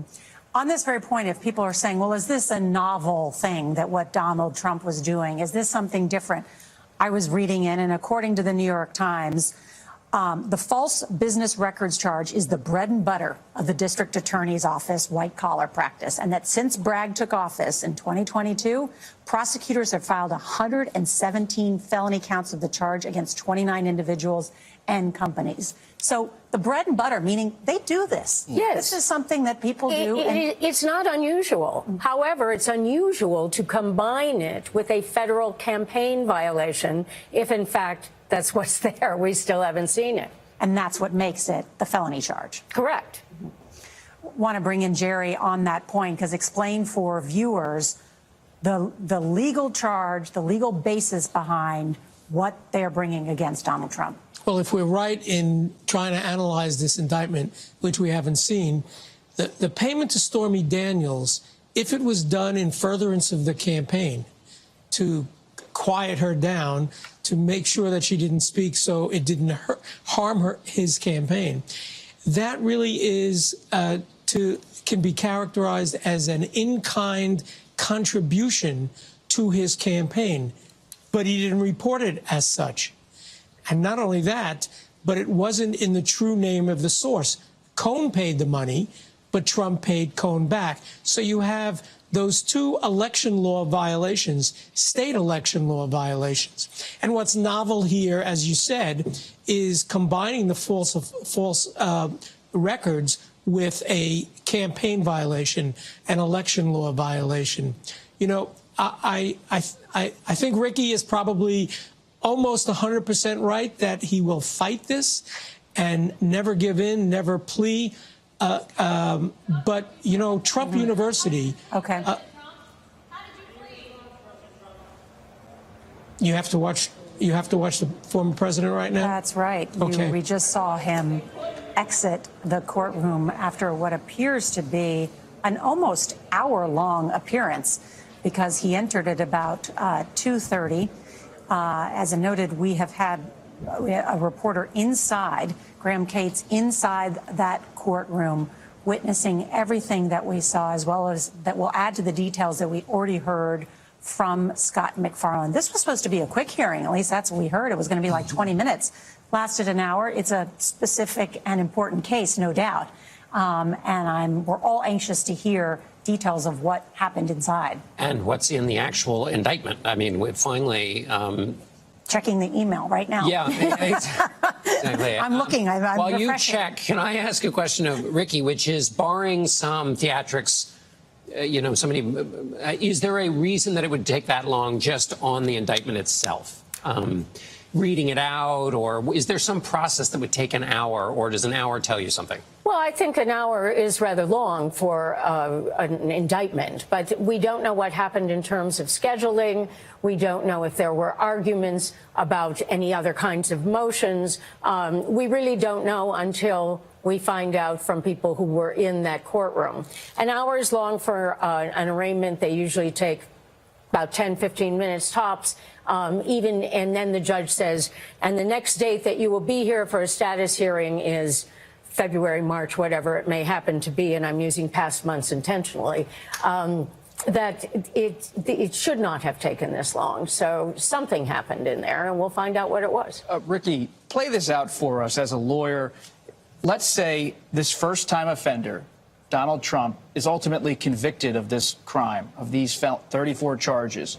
What kind of prison sentence, if any, could they face? What kind of penalty could Trump have in his future if he's ultimately convicted? He's facing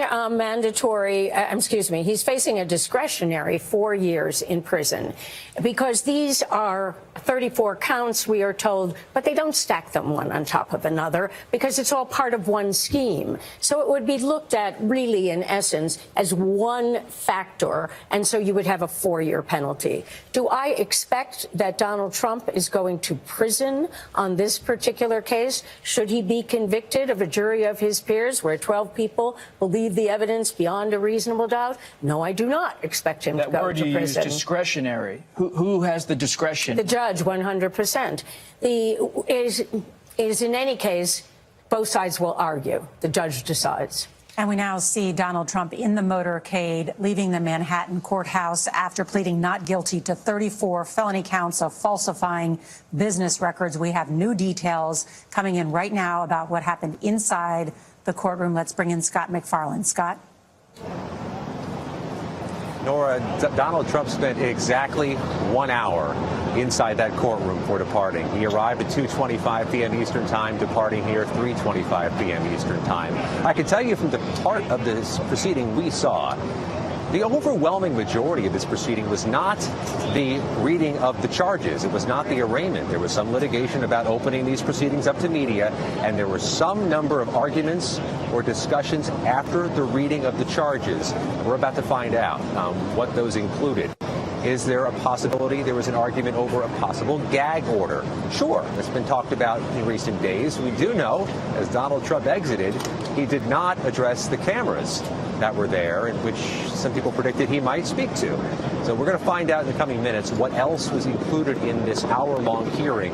The arraignment, the actual filing of these 34 charges, took just moments. There's a lot still to find out. Scott McFarland, thank you. We do expect that Donald Trump's motorcade will head straight to LaGuardia Airport, where his red, white, and blue plane with his name emblazoned on it in gold will depart back for Palm Beach and to his private club, Mar-A-Lago, where he is expected to speak tonight. He was expected, according to one advisor, to perhaps address the cameras while inside the courtroom, but he did not. And we'll learn probably why, but he looked stone-faced, I guess is the best way to describe it, while entering and exiting the courtroom. As we wait to find out the details of this, something when Ricky was talking struck me. If there are 34 counts and they are associated with these checks, we shouldn't forget that there has been reporting, or there's been the suggestion that some of these checks were written while he was president of the United States. And that will be something to look for. So in other words, it may be the same check, but the dates on the checks will be, at least politically, quite significant if some of those dates, some of those checks in this allegations or in this indictment were while he was president of the United States. Well, again, it's the collision, if you will, of the political world and the legal world. That is a factor that could be very important in the future in the political world. It's not a factor that I expect it has any relevance in Alvin Bragg's indictment. So what we're looking at here are, as they used to say, just the facts, ma'am, just the facts. And the facts here are very straightforward.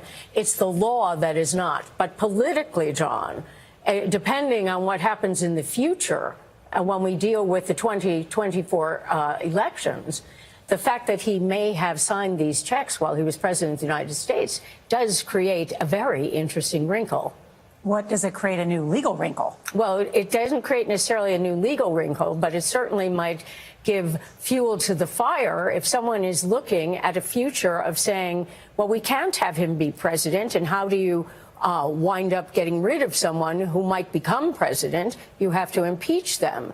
So private conduct doesn't really get us to that level, but conduct while you were president of the United States just might. But that's so far in the future that it takes us away from the present day.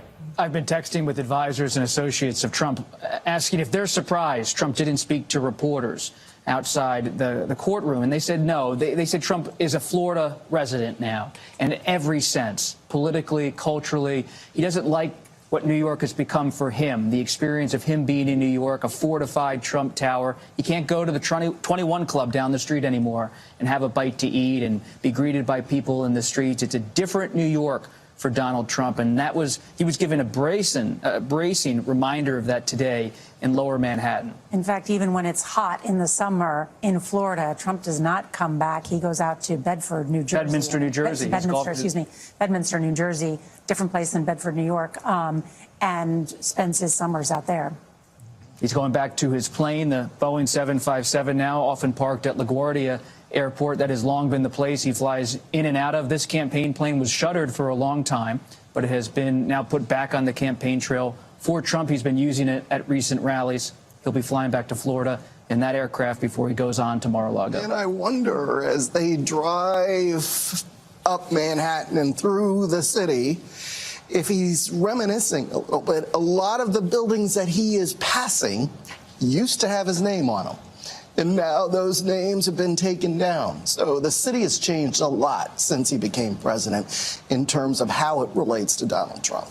We've noted that Trump first faced criminal investigations in the 1970s. He has avoided criminal charges up until today as a former president of the United States.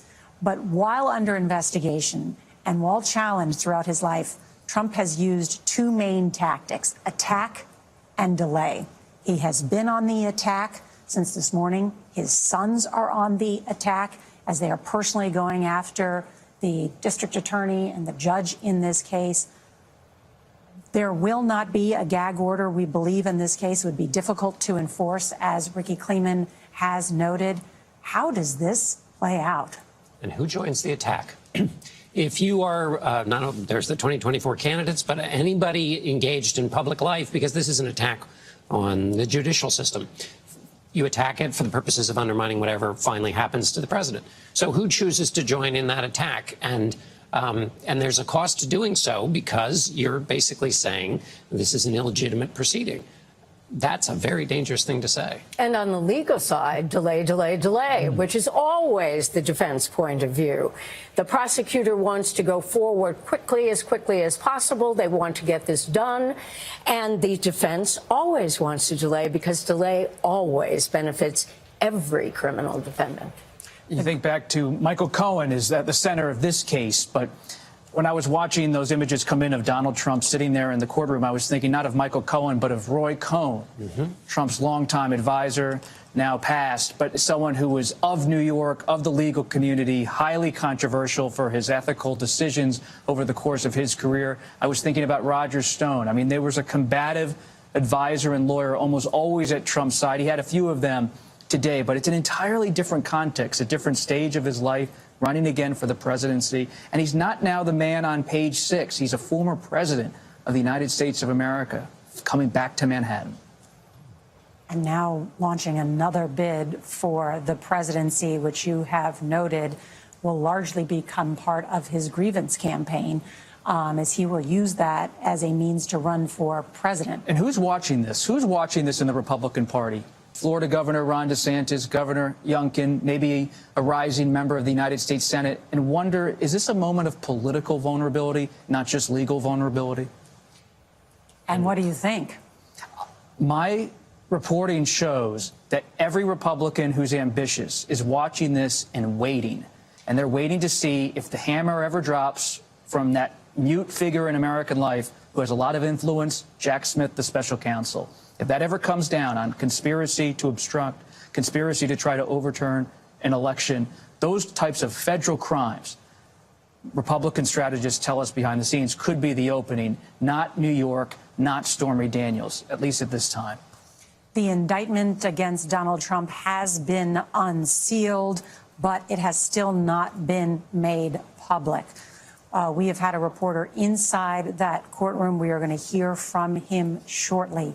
The indictment, what we do know is that the indictment said there was a scheme to pay people off that began in 2015, and Trump himself saying loudly, not guilty. We're also told that he answered a few other questions. More details just coming in. We will bring them to you as we know them. Let's talk about what's next for Donald Trump. He speaks tonight at Mar-A-Lago. What will the effect be of that? What does the former president hope to achieve? What do his political advisors say they want to happen? Behind the scenes, we're told that Trump is actively making fun of Florida Governor Ron DeSantis because he's watching all this tape come in of DeSantis on the campaign trail. DeSantis hasn't announced anything, but moving closer to a bid. And Trump is telling his advisors, they're scared of me. They don't want to take me on. So what we expect to see in the speech tonight is for Trump to cast Alvin Bragg, the district attorney, in a negative light, but also be defiant and express confidence about his own presidential bid. And there we are watching the motorcade of Donald Trump make its way up, which looks like the FDR, on their way back to LaGuardia, where he will fly. We just have the indictment being handed to us. Let's bring in Scott McFarland. Scott. I'm joined here by Graham Cates, who is in the courtroom. I was in the overflow courtroom. You mentioned that Donald Trump spoke 6 times. What were the other 5 things he said besides not guilty? That's correct. The judge ran through with him some of his rights. He has a right to a different attorney if he wants to. He also can waive his ability to appear at different hearings, either voluntarily, depending on some factors, or if the judge is unhappy with his behavior, essentially. And each time the judge gave one of these instructions, he asked former President Trump, do you understand? And Trump said, yes, or I do, yes, or I do. And this happened 5 times. And then the other time he spoke was when he said, not guilty. What's important to underscore here is that there was no gag order issued in this case. There were a lot of pieces of speculation that they may order the parties to be gagged on this because there's been such fiery rhetoric coming from the former president. No reference to a gag order, no proposed gag order? That's correct. What they're working out right now, though, is a deal about discovery where they're going to limit how much he and the defense team and the district attorney can talk about the things that are produced by the prosecutors to the defense team. There was some discussion of maybe only meeting in one room with the defense team and him not being allowed to take materials out of that room and him being barred from sharing it with anyone, including the press. What the court clerk said as she read this charge was 34 counts of falsifying business records in the first degree. Later in the proceedings, there was also a reference from the state, from the district attorney, to a scheme. That's right. They said that their investigation dates back to materials that go as far back as 2015, where they described former President Trump and a former lawyer who we know to be Michael Cohen discussing the ability to pay off people so that material that might hurt his presidential campaign wouldn't make it into the fold. I would say this, Nora. This is such a humble building compared to the other courthouses across America, the federal courthouses, the Supreme Court. Kind of small, a little stuffy, a bit of a dank room. I noticed the former president smiled slightly when the press photographers were in the room for a few moments. Otherwise, kind of hunched over in his chair, somewhat expressionless, nothing in his hands, no pen, no paper, no note-taking. And it was his defense attorney, Tom Blanche, the newly hired defense attorney, who spoke for him. That's correct. Todd Blanche. So he was very serious. Donald Trump was very serious. He didn't make a lot of gestures. He whispered with his attorneys a little bit. But Blanche kind of said, we need to see this indictment. Now that it's finally unsealed, we need to study it and then figure out what our next steps are. Nora. Graham, I'm just looking at a press release from the Manhattan District Attorney's Office that is a statement of fact that the defendant, Donald J. Trump, repeatedly and fraudulently falsified New York business records to conceal criminal conduct that hid damaging information from the voting public during the 2016 presidential election. I want to walk through this with you. They first note that in one instance, American Media, Inc., AMI, which is the holding company for the National Enquirer, paid $30,000 to a former Trump Tower doorman who claimed to have a story about a child Trump had out of wedlock. How does that factor into this? You know, in court, they didn't describe one by one what the different allegations were, other than to lay out this timeline that I think went back further than we expected. And that's actually the first time hearing about it.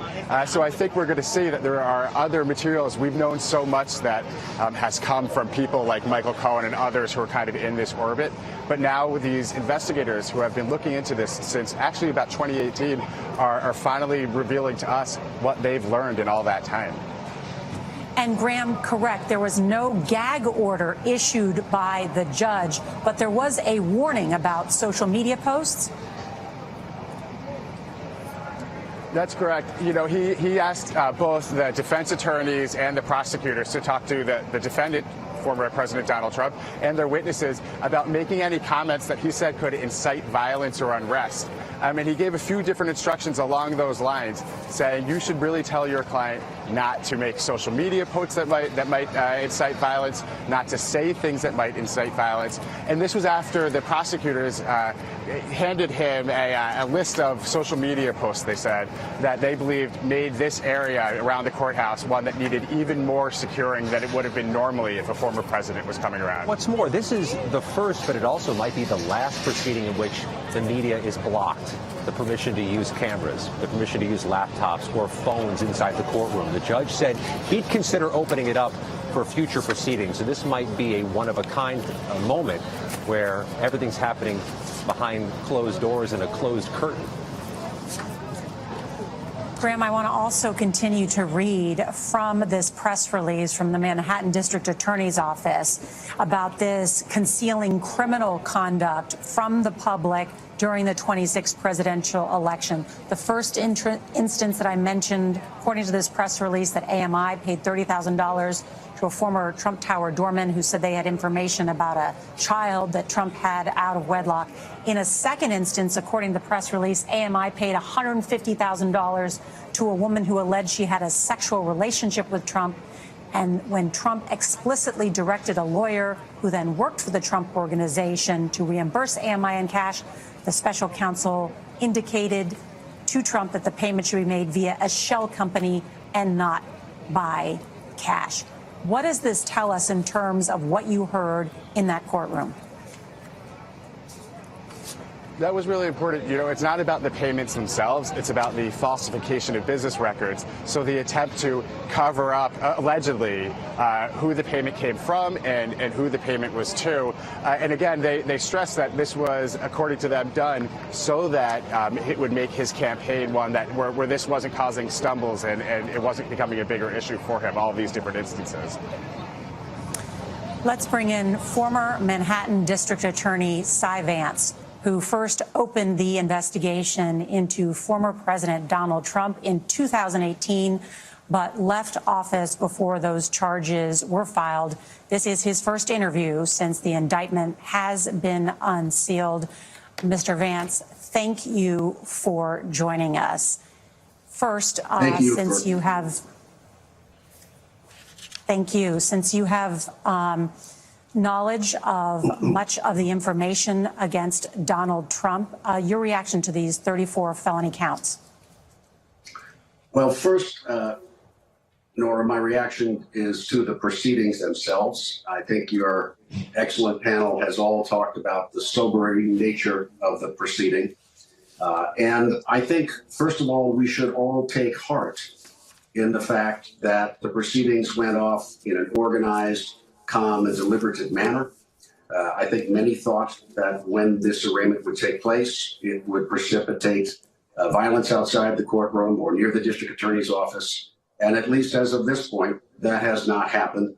And that is good. I think it is a harbinger of how Judge Merchan is going to want to run this case. He's going to want to keep it on a tight schedule. He's going to want to control the conduct of the parties so that they do not have this proceeding go off track.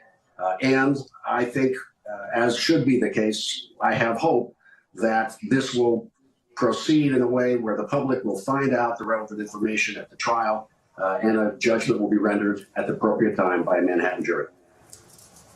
Do you think that Donald Trump will be found guilty? I don't have the evidence. I've gone through the indictment very quickly, and so that would be premature and I think inappropriate for me to answer that question, not knowing so many of the facts that are particularly known by the Manhattan District Attorney's Office. I will say that they've spent a lot of time on this, and I think they have obviously believed that they put together a solid case or they wouldn't have brought it.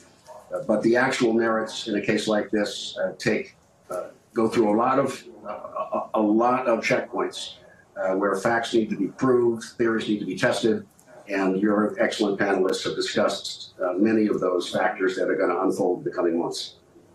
Mr. Vance, I know that you originally greenlit this investigation. You brought on Mark Pomerantz, who's written a book about this, but ultimately you left office before any charges were brought, an indictment, and it took Alvin Bragg to move this forward. What happened in that time? Why was Alvin Bragg able to bring an indictment that you were not? What pieces of the investigative puzzle were added, do you believe? Well, first of all, Nora, I think there's a slightly more nuanced background. We did indict in the summer of 2021 the Trump Organization in 17 counts for a broad tax fraud conspiracy, along with its chief financial officer, Alan Weisselberg. We first started down this road in probably 2017 neighborhood, and we're investigating when the federal government commenced its investigation into the hush money payments, and that the office asked our office to stand down on our investigation. And I said yes. I thought it was appropriate out of my respect for the U.S. Attorney's Office and their experience. But I was surprised when, after Michael Cohen pled guilty, that the case seemed to have been dropped by the federal government. We had turned our attention onto financial investigations of the Trump Organization and former president. I can say that without breaching confidence because I was sued by the president and the office. And in that lawsuit in federal court, he attached a copy of our grand jury subpoena, which typically is something that cannot be revealed unless you're the person receiving it. So for the next period of time, we were investigating financial matters as outlined in the grand jury subpoena. But what happened, of course, Nora, is COVID. And COVID was obviously very impactful on our ability to get a grand jury, to compel evidence, to compel production of documents. And we and New York City and all over the country, we were really unable to move in using the traditional investigative techniques during that long time period. But we continued to press ahead, and actually in that time period, that other year and a half, went to the Supreme Court twice, through 2 district courts, through 2 separate panels of courts of appeal, and a full hearing before the Supreme Court. And ultimately, the Supreme Court issued its ruling, first, that no man or former president was against being investigated, and secondly, that Mr. Trump and the organization had to produce this document. So when you say we didn't move forward, I just want to be clear that there was a lot of work done that leads up to this day in earlier chapters. But in truth, in the summer of 2021, as my term was expiring, we did not have the time to complete the investigation, the broader financial investigation that was underway. And ultimately, whatever decisions I made about going forward or not, I understood it was going to be the new district attorney's decision on what to focus on. And you see, since he came in office, this has been his focus. And Mr. Vance, thank you very much for that clarification. It was your work that ultimately led the Supreme Court to deny Trump's final bid to block his tax returns that were ultimately turned over in what was a huge case that we covered, certainly from Washington when the Supreme Court made that. So thank you for pointing that out, the work of your office and the prosecutors there. I want to ask you about the legal theory behind the current district attorney's case, which is essentially elevating these misdemeanors to a felony charge by linking them to a campaign finance violation.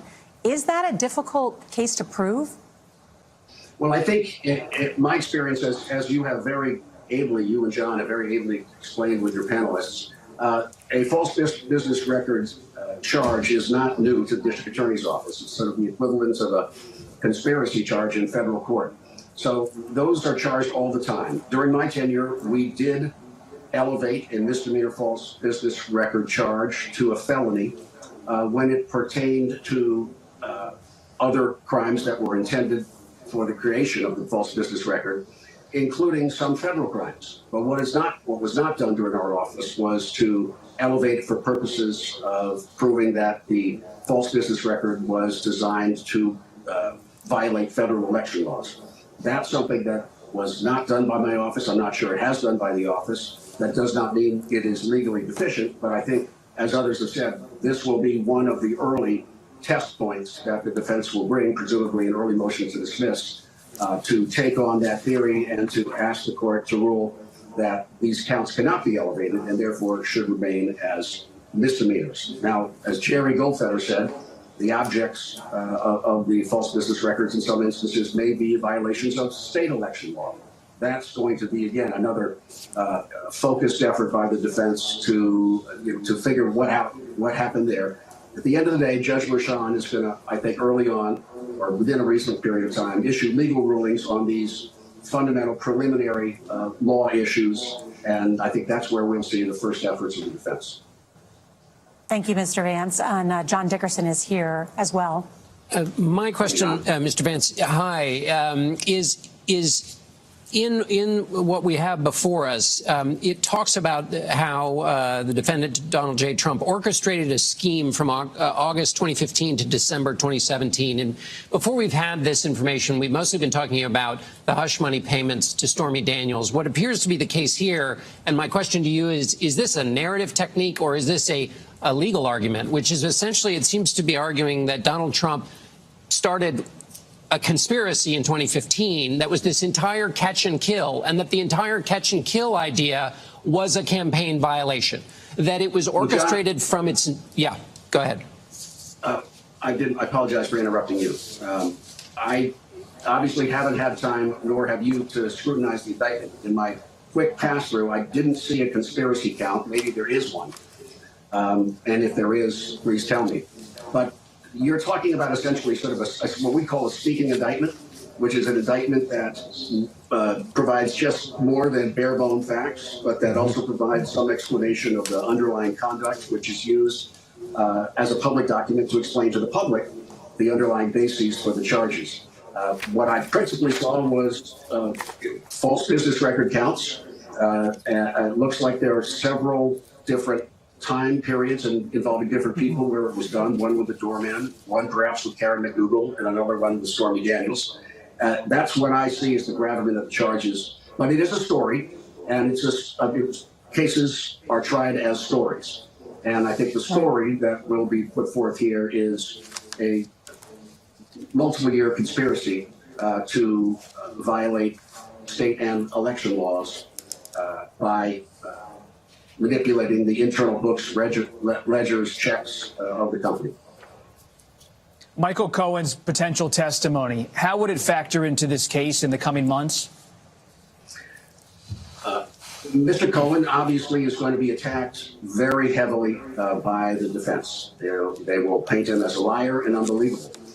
But as I've said before, and as someone who has tried many, many, many cases with individuals who have criminal records as principal witnesses for the prosecution, you take your witnesses where you find them. And the question really will be, what is the quality of the corroborative evidence outside of Michael Cohen's say-so that a jury can rely upon to believe Michael Cohen when he says something happened? So the quality of the corroborative evidence will be key. Now, if we have false ledgers and checks and the like, and Mr. Cohen can tie those tightly with his behavior, that will in some sense bolster Mr. Cohen's credibility, even though it will be heavily attacked. And finally and foremost, he worked for Donald Trump. And so while one can say whatever you want to say, there was a proximity between himself and Mr. Trump and a closeness, which I think will be a factor the jury will consider as it looks at Mr. Trump's credibility. Mr. Cohen's credibility. Former Manhattan District Attorney Cyrus Vance Jr. Mr. Vance, thank you so much. We appreciate it. Thank you so much. And we want to show you what is a shot of a press conference where we are expected to hear from the current Manhattan District Attorney, Alvin Bragg, who will speak shortly about this historic indictment. Want to bring back in Scott McFarlane and Graham Cates. And I understand dates were decided on for the next hearings and even a trial. What can you tell us? Yeah, Nora, the next court date, the next court proceeding scheduled in this criminal case is for December 2023 with a tentative trial date of January 2024. But to put it charitably and mildly, all of that is subject to change. Everything remarkably fluid at this stage. But I also want to bring in Graham for this. There was a reference during the proceedings to that social media post Trump made showing himself with a bat and the district attorney, Alvin Bragg. Why did that come up? The prosecutors put forward to the judge a set of documents that they said was a printout of several social media posts that former President Trump had made. They specifically highlighted the one with the baseball bat. And then they said that they were seriously concerned about public statements threatening our office, the court, and the city of New York. And they said that some of the statements directly addressed the grand jury and intimidated witnesses. And they asked the judge to address that. Now, Trump's attorney, Todd Blanche, said it is true that Trump was responding forcefully, he said, but he said this was because witnesses who had spoken out about appearing before the grand jury, and even he said the DA's own leaks, which they kept referring to, had pushed Trump into a place where he felt he had to respond aggressively. Now, I want to point out that on this, the judge, Juan actually did speak about this, and he said it didn't look like to him like this was just responding to that, but that he thought that some of this rhetoric was too much. But he said he wasn't issuing a gag order at this point anyway. And I'll note, no gag order issued, which means that will not impact the former president's expected remarks tonight in Florida. There was one thing about the gag order, which is that the judge said one of the reasons he's not doing it is because this is a presidential candidate and he's aware of the First Amendment considerations in attempting to limit the speech of someone who is running for president. Nora. From Graham Cates and Scott McFarland, who witnessed this historic hearing today. Thank you. Also want to recap that Donald Trump pleading not guilty to 34 counts against him of falsifying business records in order to conceal other conduct. That's why they were felony charges. From a press release from the Manhattan DA, we learned about 3 particular instances that they have zeroed in on. That AMI, which is the parent company for National Enquirer, paid $30,000 to a former Trump Tower doorman who claimed to have a story about a child that Trump had out of wedlock. In a second instance, AMI paying $150,000 to a woman who alleged that she had a sexual relationship with Trump, and that then the special counsel was asked to make a payment via a shell company and not cash. And then in a third instance, 12 days before the presidential general election, the special counsel wired $130,000 to an attorney for an adult film actress. That is the Michael Cohen and Stormy Daniels case that has been discussed ad nauseum by many about what is the heart of this case. But there were others as well that have been mentioned today. Ricky, you've had a chance to look through this indictment. What stood out to you? Well, we have to look at the indictment, and the indictment doesn't tell us much more than what the charges are. But the district attorney, Alvin Bragg, has filed a statement of facts, and it's the statement of facts, which is 13 pages, that really is, in essence, the talking indictment. It becomes a substitute. And what we learned, or at least what I learned in my quick read, is that the story that has to do with Stormy Daniels, the story that has to do with Karen McDougal, 2 women who had sexual relationships with Donald Trump, a story involving a woman and a doorman about her story. None of this is new for those of us who have followed Donald Trump's activities. But what we learn out of this is one witness, obviously, Michael Cohen. Second witness, clearly David Pecker, the head of American Media, the National Enquirer, where they were given a non-prosecution agreement. But very interesting to me is when we get down to about paragraph 26, we have the Trump Organization CFO, and then we get to the controller, and then we get from Trump Organization, and then we even get to the accounts payable supervisor. So my assumption... What does that mean to you? What it means to me is that these people have testified before the grand jury or have given statements to the district attorney's office, and these are going to be the witnesses. So the real wild card here is, where is Alan Weisselberg right now?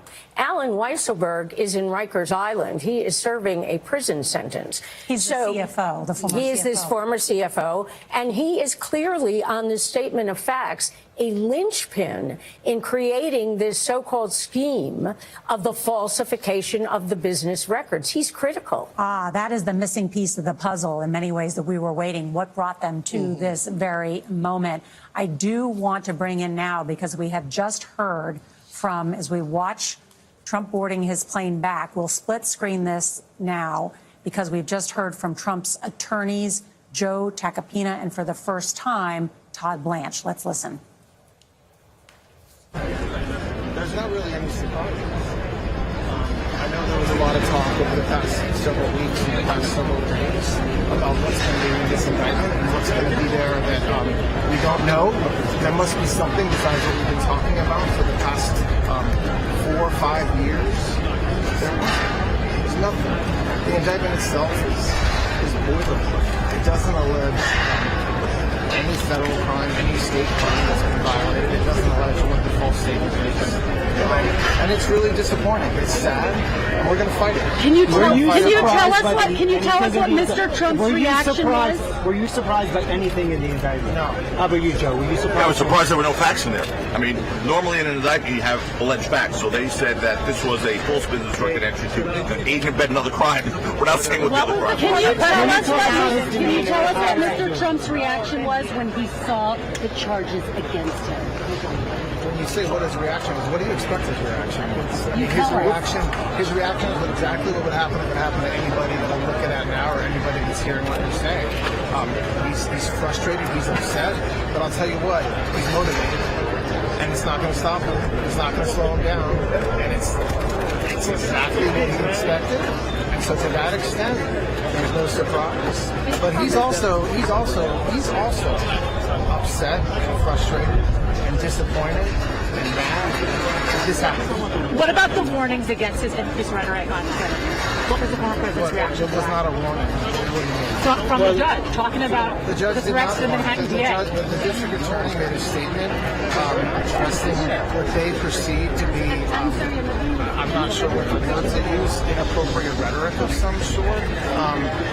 Obviously, we responded, and the judge just took it in. The judge didn't warn. He asked the parties to consider what they're saying and not saying. Guys, he did not admonish the president, and that's important. He did request that the president not use language that would incite violence or civil unrest. He did not request that the president not use language. He requested that everybody involved refrain from using language that's inappropriate. And by the way, that includes the witnesses for the people who were talking just But it as much also as the includes the president. former president swinging a baseball bat at the head of the Manhattan DA. Well, I don't know where you got that, because if That was a tweet sent out by the former president. No, it wasn't. And first of all, that picture was not him swinging a baseball bat. I mean, if you want to distort the facts, go right ahead. I want to address that. Yes, it is. He wasn't swinging a baseball bat at anyone's head. That was a picture of him showing off an American-made bat.